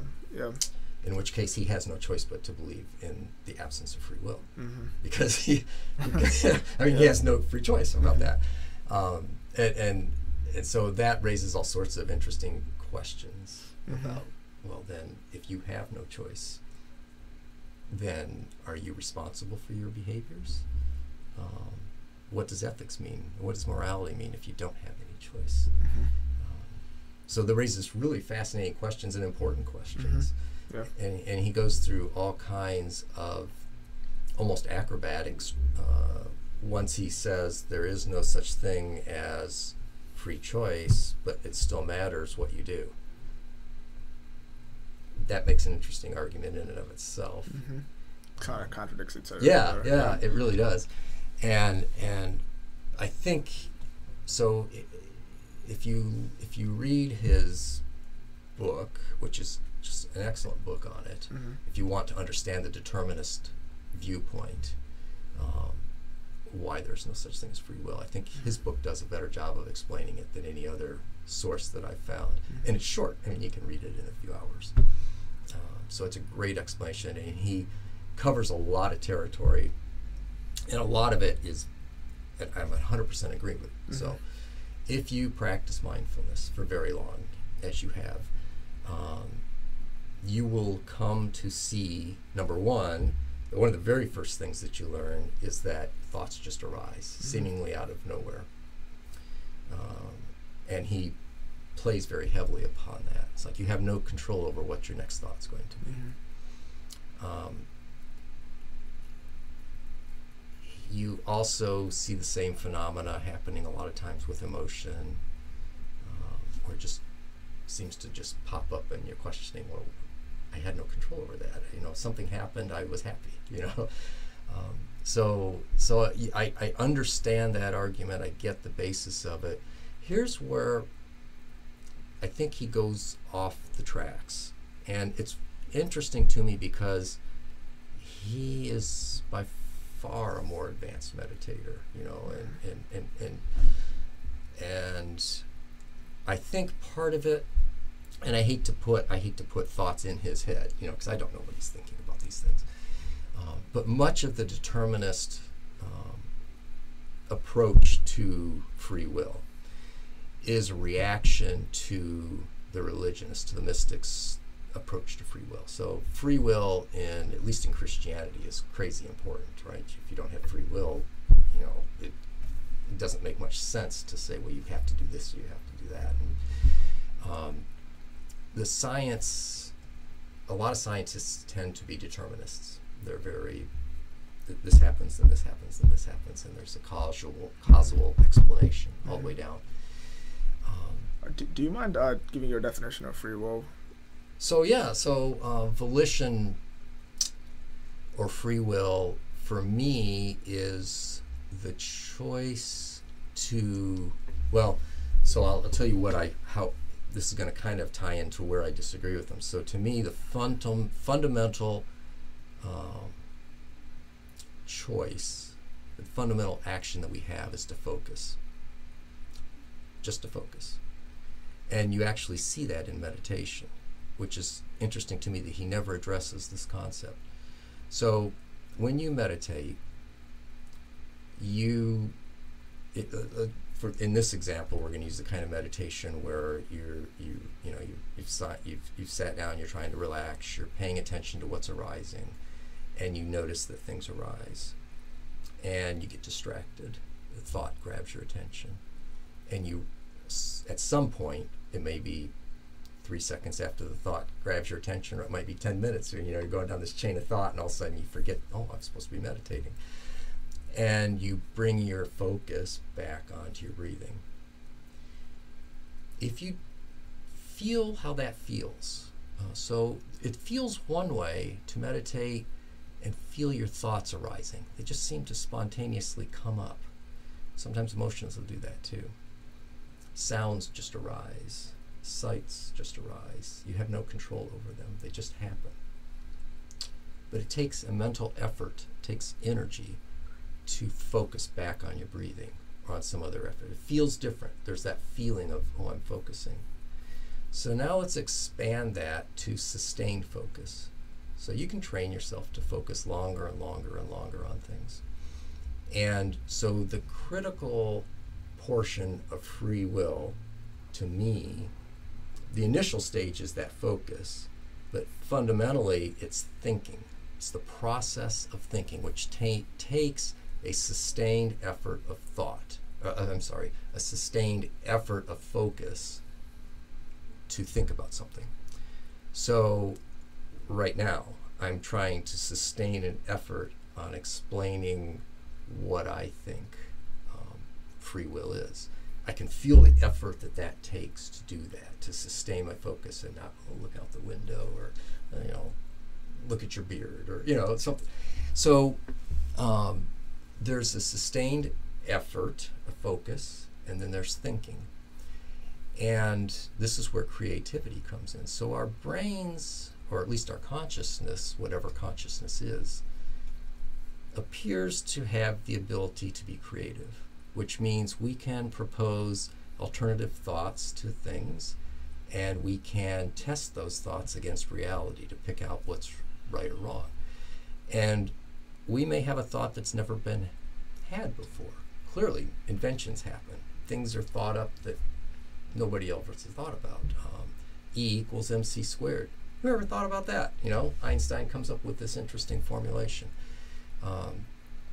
The fact that we can create something that doesn't previously exist, and it only comes about through a sustained effort of focus, rational thinking, so thinking up alternatives. There has to be alternatives. There has to be more than one solution, and you choose amongst those solutions. You come up with new ideas. Are you familiar with what a meme is? M-E-M-E? Yeah. So a meme, so a guy by the name of Richard Dawkins first popularized this concept of memes. They're little thoughts, right, or ideas. And they talk about them passing from mind to mind in a way similar to but different from the way that our genes pass on. So our genes pass on from generation to generation. Memes also can pass on from generation to generation. But those memes or ideas or thoughts, so they matter.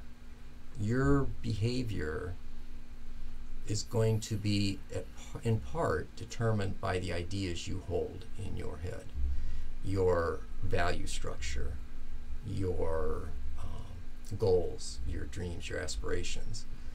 Those things aren't physical things. Those are thoughts. Those are ideas that you hold. And yet they have the power to determine your your actions. And so because we have a consciousness of a certain kind, we have a conceptual consciousness, we're based on concepts, and we probably have to have language to have that conceptual concept.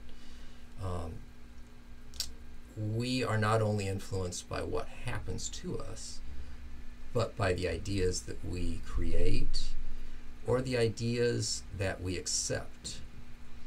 Now, are all the ideas that you have in your mind ideas that you've thought about and create and accepted? No. We've passively accepted an enormous quantity of information from the world around us, from our people, from our culture. And to that degree, we're not free. So when he talks about how your background matters, where you were born, it matters whether your parents cared to educate you or not. It matters whether you grew up in a superstitious household or a very science-focused household. It matters whether you were born in India or you were born in France or you were born in the United States or you were born in the Soviet Union. So yes, those things matter. There's no question about it, and you have no control over that. And you have no control over the ideas that you've passively accepted. And some people are full of ideas that they've passively accepted.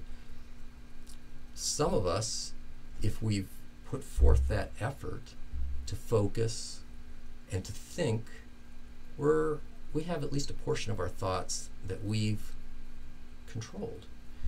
And when I perform my next action, to the degree that I've got ideas in my mind, that I've got valid values that I've established for myself, to that degree, I'm free. I'm not free to escape the circumstances that I was brought up with. I'm not free to escape what happens in my environment around me. I'm not free to necessarily choose all of the thoughts that arise at a given time. But notice that in his argument, he uses the state of being, meditation, where you have decreased your focus to the lowest degree possible, and you are simply observing what's happening. You're exerting no effort whatsoever. That, to me, is the point in your life, or that is the state that you have put yourself in, that you're least likely to experience free will. I would think you would want to look at those times when you're trying to exert the most free will, when you're sustaining focus on something, when you're thinking hard about something. If I say to you, 2 + 2, your mind goes 4. If I say Mary had a little, you say lamb, right? Those pop up out of your brain. You have no, that just happens. If I say to you, what is 237 divided by 53? You can figure that out, but you're going to work at it. You're going to, I'm going to get my calculator out. Let me get a piece of paper out, right? You're going to have sustained focus. You can feel that difference going on in your mind. To me, that's a totally different thing than an idea just popping up in your mind. In his podcast on the same topic, he says, I'm going to ask you a question, and I want you to answer to yourself. He's like, so give me the name of a movie. So a movie pops up. And then he says, give me the name of another movie. And another movie pops up. And he goes, see, if you weren't free, if you weren't free in that moment, when will you ever be free, to make a choice? And I'm like, well, he's just told you not to exert any effort whatsoever except to recall the first movie that pops up in your mind. So that's not an argument against free will to me. That's an observation of the way your mind works when you're not concentrating, when you're not focusing. But I find that very questionable as an argument against volition or free will. Mm-hmm. Okay. So you see what I'm where I'm making the difference? Yeah. And so I agree with him that a lot of what we commonly think is free will, if you ask the average person off the street, well, were you free, to pick up that snowball or not? They're like, yeah, I'm free to do that, do you freely choose all your actions? Sure, I'm free.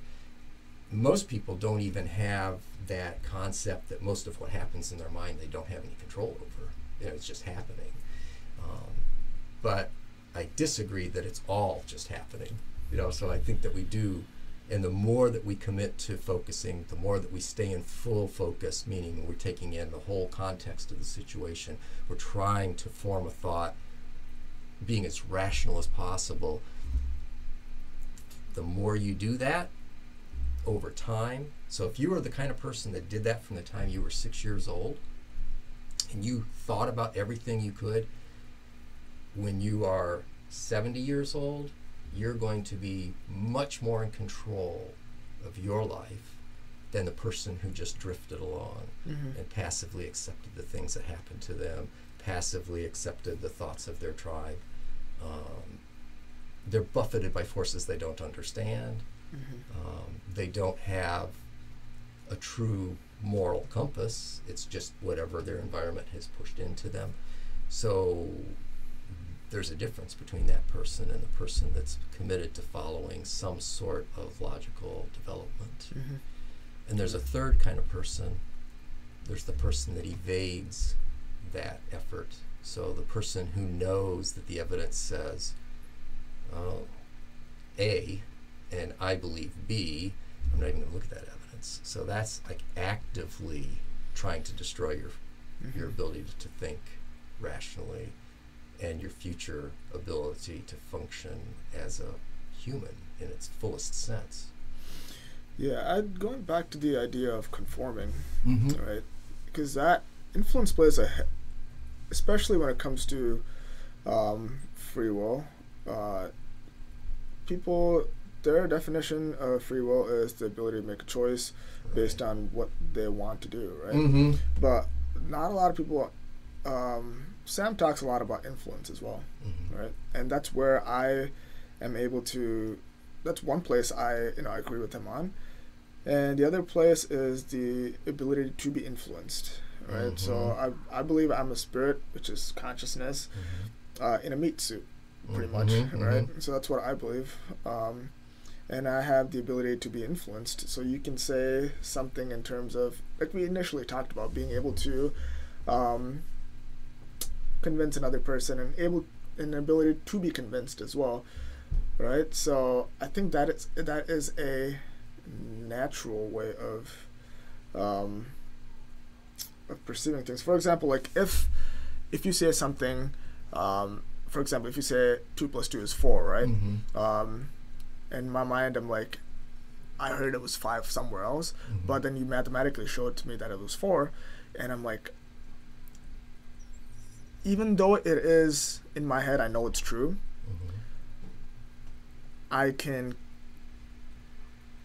consciously make myself believe that it is 5, right? But that is contradictory to what is actually true, right? So there is truth, and then there is what I believe. There is truth, and there is free will, right? So when I'm influenced by a truth from an external source, that truth causes me to act a certain way. For example, if the external truth is just like telling me, hey, if you will do all the dishes today, your wife will be a little less burdened, right? So it's a external thought that shows me, hey, there's a consequence to your action, and the influence is what makes me believe that there is not a necessary free will to independently make a decision that I want to do something. It's all based on influence. Either it's good or evil, right or wrong. And like I said, I can be influenced by good, and I can also be influenced by evil. Right? And what I tell Christians that who want to stone me for saying this is that there is no free will, either influenced by the devil or you're influenced by God. And it's a perception given by Satan to think that you do have free will to play God on your own, but you believe that you have a free will and you can choose God or you can choose Satan. No, but it's either you're in, according to Christian standards, I don't know why people have a hard time understanding that, is that you're born into sin, right? So technically that means like you are under the influence of the evil one until the influence of God changes your mind otherwise. So that's where my conception of you don't have a free will, you're only able to act on based on influence, and that simplicity has personally helped me understand that the more influence I have of one, the action based on that influence is what I'm going to do more. So if I'm constantly influenced by evil, then my actions are going to be influenced, are going to be evil. So yeah. So I'm not sure that I'm understanding completely. Yeah. So you feel that you are influenced by both good and evil. Yes. But you don't have a choice over which influence you're going to follow? There is not specifically a choice. So the more you're influenced by one side, the more actions you will automatically do. I mean, there is influence is also obedience in my eyes. Okay. So you're a slave to either or, right? The more you're influenced by evil, the more you're a slave to evil, and the actions come out of you through that light. So the choice does not determine. You don't choose between good and evil. What is more prevalent in your life is what gives you, is what determines your action. So the picture that I'm getting is that you are somewhat buffeted choicelessly by the forces of good and evil, and you will either be good or evil depending on which one wins the battle. Correct. So if for example, that's but you have no influence in it. I have no influence in it. It's more of like, the more somehow I hear a truth about something, right? For example, I hear the truth about Christ and what He's done for my life. Based on that truth, there's something that goes on internally to influence me to like, hey, I should probably know a little bit more about that. And then that influence causes you to dig more and dig more and dig more. And then I come to a place where like I am meditating on it based on listening to something that I heard somebody else say. Then I'm getting more and more understanding about it.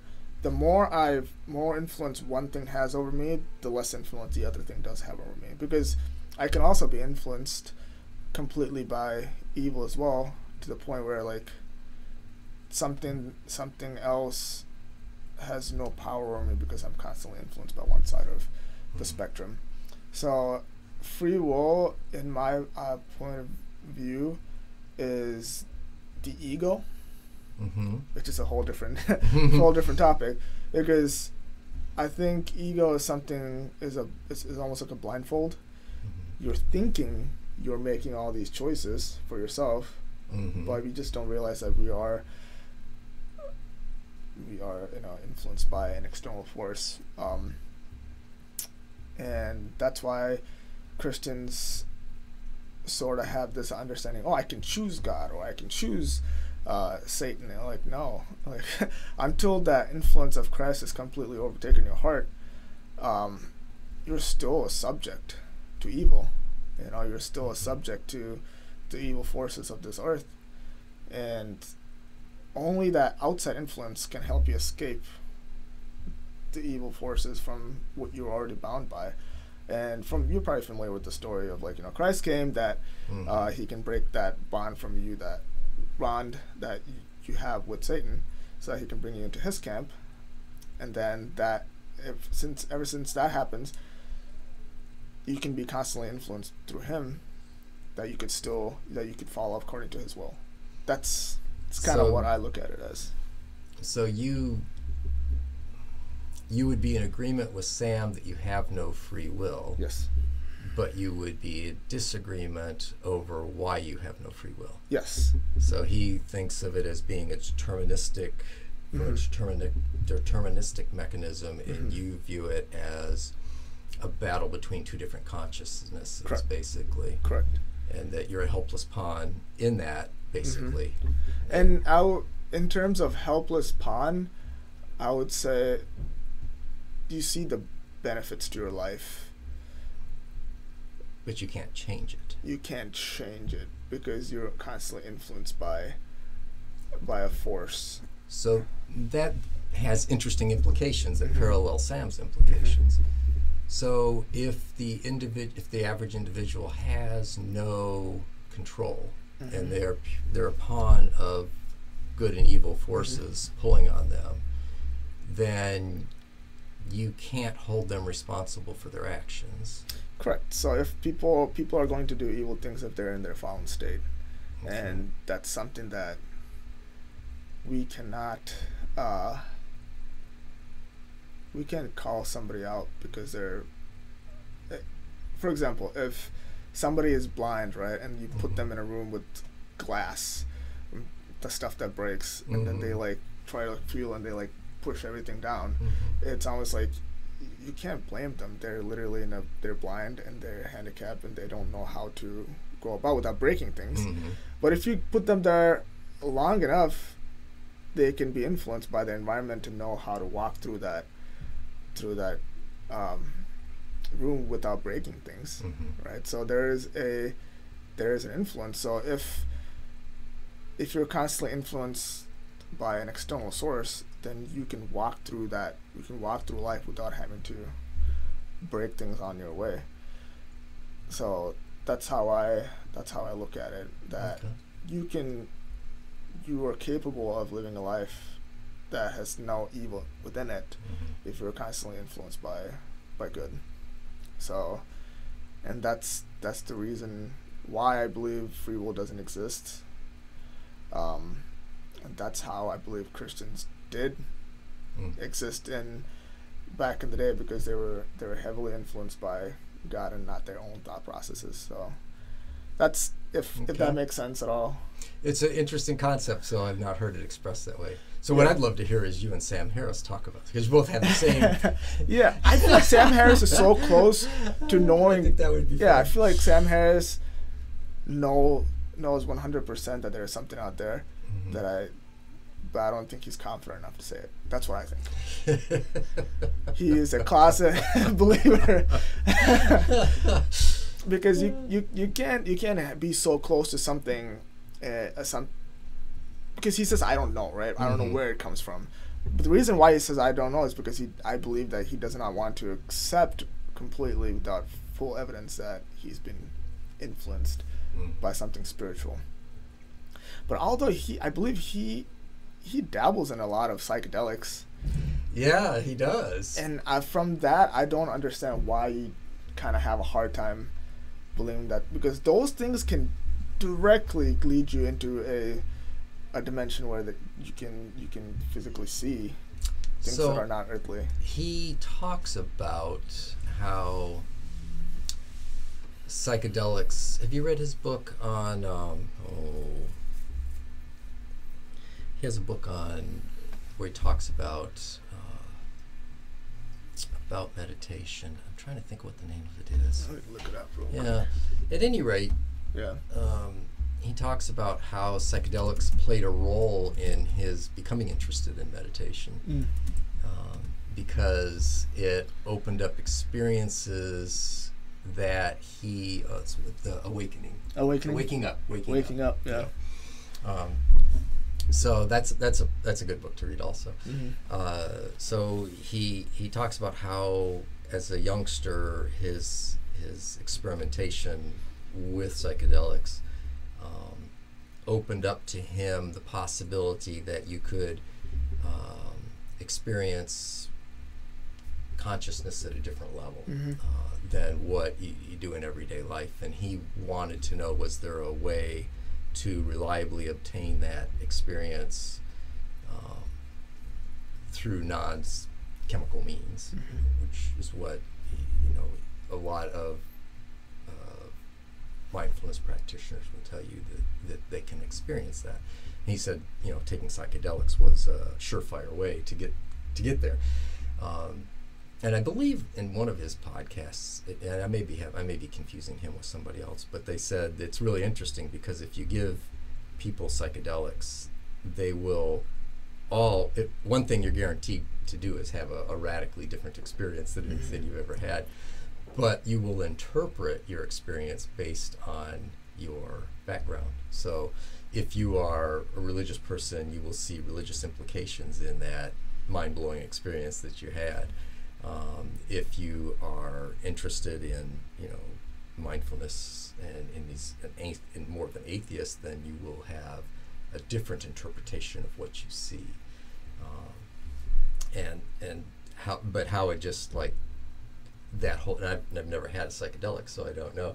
If I was going to take any drug, that would be the thing I would want to do. I think would be to take a psychedelic, just because it would be interesting to know how your brain functions when parts of your mind are being suppressed. What connection it makes to the outer metaphysical world? Just something like, what is that? And how different is that from a deep meditative experience? Is it qualitatively different, or is it just a faster route to get to that same place? Yeah, but it still accesses the physical part of our brain, right? The chemical does induce a certain part of our brain. Clearly is just making a chemical change in your brain and releasing some inhibition, or it's altering your mentation in some fashion.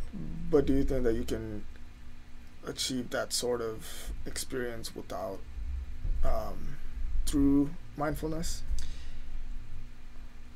So from my understanding, you can. And so I've had odd mental experiences with meditation, but because I have never, the only way I would know to answer that completely would be to take a hallucinogenic and then say, that was the same. Otherwise I'm just guessing. I really don't know. According to him, you can achieve the same, but it takes an immense amount of investment, time-wise and effort-wise, to achieve it through meditation. It's apparently for some people more so than others. Some people find it very easy. Some people find it much more difficult. Whereas he says, if you take the chemical, you're guaranteed to have an experience. Now, it might be a bad experience, because that's the warning that these people always give you, is that, you might have this you will have a mind-altering experience, but it might not be good, it might be very good. And in the research now, where they're doing like even microdosing of it for mental health, they're doing it all over in California. It's so cool. I mean, they might be able to solve problems that they just have not been able to do up to this point. So in terms of the explanation that I offered for free will, do you see any holes in that argument? So I don't have the religious influence, right? I mean, I don't come from that angle. But good and evil, does that come from religious? So good and evil, So I don't define good and evil as like pre-existing consciousnesses, and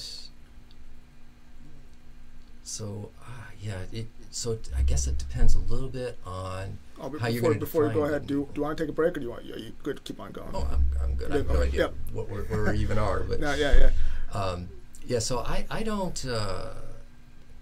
The question of good predisposes the question of good for whom. You know, I mean, it's so good is sort of an abstract term that's thrown out. You know, and so I always try to narrow it down. And when somebody says, "Well, good and evil," I'm like, "Well, good meaning what? Good for who? Because what's good for you might not be good for me."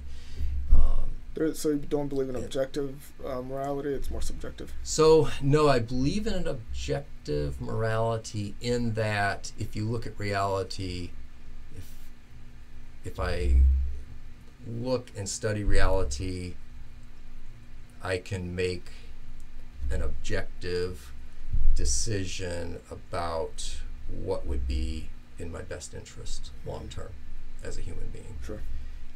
So I differentiate dramatically between what would bring me happiness in this moment and what leads to my long-term flourishing as a human being. So I'm willing to postpone instant gratification for a long-range objective if it's in my long-term interest. But I don't have a good, I guess I don't believe in just a generic good, you know, like there's just a good that exists. I mean, it's so to me, what's good for me is to live in a society where people are rational, where people respect my freedom, where people act as individuals, where I can do what I want to do as long as I'm not stomping on somebody else's freedom. You know, so I guess you could say something like freedom in that sense is an objective value. And if I was going to call anything, I'd say that was good. For a criminal, it might not be good. You know, they want to violate my rights. So I don't have. So I do think as things as being an objective morality, but I think I also probably differentiate or define morality different than a lot of people. So I think a lot of people think of morality as, or ethics as, they see it as one of two things. One is sort of a philosophical game that, you know, you play when you take philosophy class, and they say, well, you have 5 people in a lifeboat, you have food for 4 people, who are you going to throw overboard, you know? Like ethics is a game, you know, and it only applies to these extreme situations. And then you have another group of people who think that ethics is something that's handed down to you from an external reality. So from either a religious figure, you know, a god of some sort, or from, so let's say that you are a communist, then ethics is what the state determines is good for you. And your preferences don't really matter. I don't view it as handed down from above or from an outside influence, and I don't view ethics as a game. I view ethics as my deepest ability to determine what's right and wrong for me. Okay. So ethics is an everyday guide to my actions. It doesn't sit out here and only influence the big decisions in life. It's like, is it of a value to me to come talk to you today? Yeah, you know, because why? Well, so my kind of command to myself is to always try to be the best person I can be, and to try to get better with time. And at the same time, I want to influence the world in a way that's, so I want to create the best world around me as possible too. And I think talking to people that I find rational like yourself, and that want to promote what's good, in whatever sense that might be, but you know, they want to try to understand, I guess, each other and want to understand a deeper truth about things. That to me is beneficial. So in playing in my, I'm just giving you an example of how ethics plays a role in my life. So it's me focused, but that doesn't mean that it excludes people around me. So I find great value in other people, because they're the world that I live in, and they bring great value to me. I learn from them. I can have a romantic relationship with my wife. It's a great value to my life. Friends, social interactions, all those sorts of things. But to me, ethics is an ongoing study, and it's very personal and it's every decision that I make is grounded in some sort of ethical framework that I develop. And again, I do that over time by thinking. So it's a chosen code of values. Okay. So do you believe morality is in a state of evolution? Yes, in the sense that things change, our environment change, we change our environment, we have new technological advances, and your ethics or morality has to in some way change to encompass those new things that you never even thought of before. So in that sense, I think it evolves.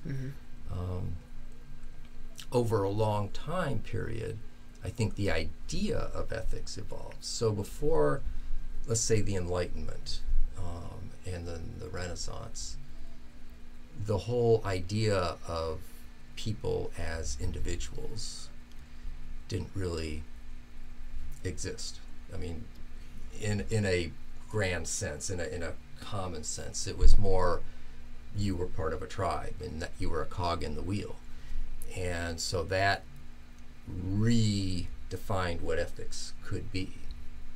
Now it could be the flourishing of an individual, and how can we make every individual flourish to the greatest capacity.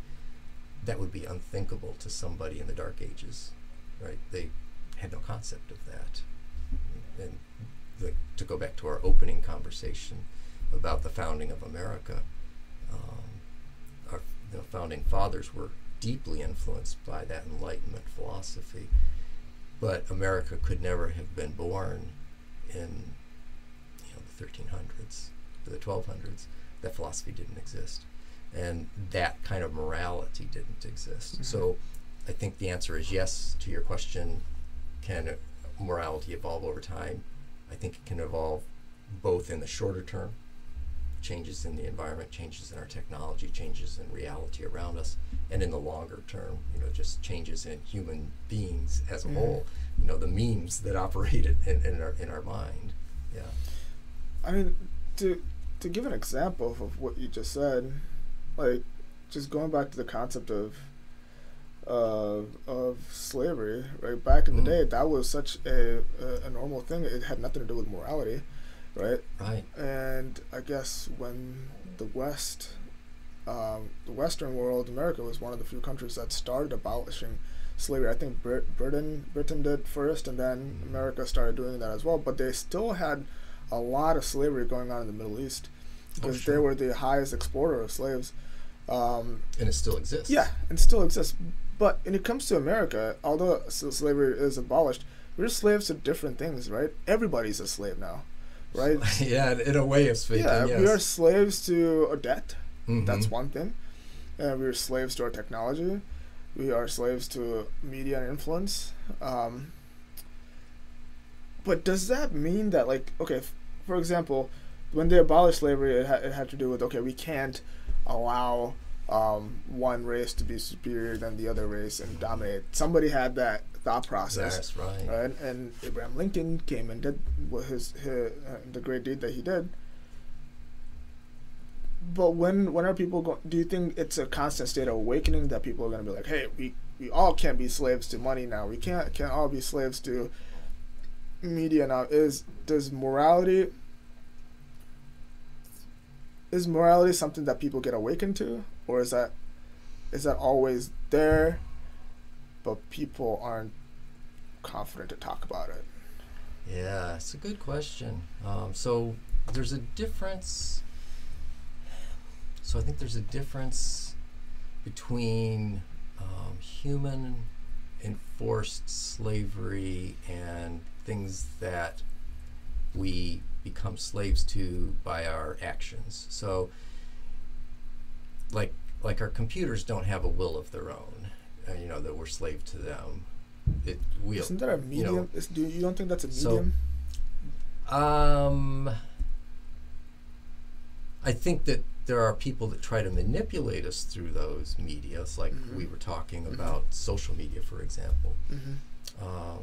But they don't, like, I can turn my social media off. They can't do anything about it.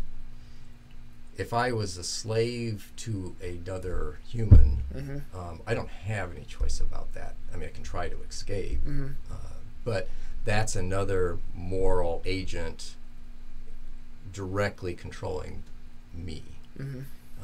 Now, it is true that advertisers are trying to directly control you, right, through your media. Yep. And I think that our defense against that is learning what they're up to. But some people escape, some people don't, right? Like you and me, we found a way to escape those crutches. But there are so many people that haven't escaped those crutches. And see, that leads me back to that whole thing about, do you choose to focus? Do you choose to think? You've chosen to, or at least I would say you have chosen to think about the influence that social media was having on your life and do something about it. And the vast majority of people don't do that, right? They're passive followers. But you don't think it's an act of enlightenment? All of a sudden something. Well, sure, yeah, I do. I mean, I think so.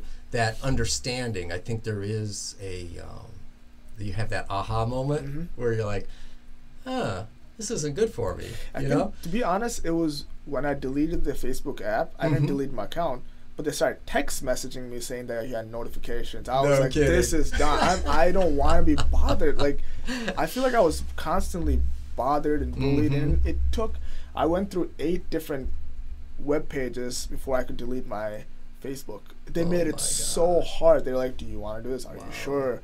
What about all these pictures? What about all these memories? Are you going to give this up? And I literally felt like I was signing my rights away. That's fascinating. It was wild. But yeah, go ahead. No, I think that's really interesting. The clutches that it gets you around. Yeah. To a degree, yeah. And so, I mean, clearly you're influenced by your environment. We have no choice but to be influenced to some degree by our environment. But I think we have some control over that as well, if we're willing to exert the effort to do that.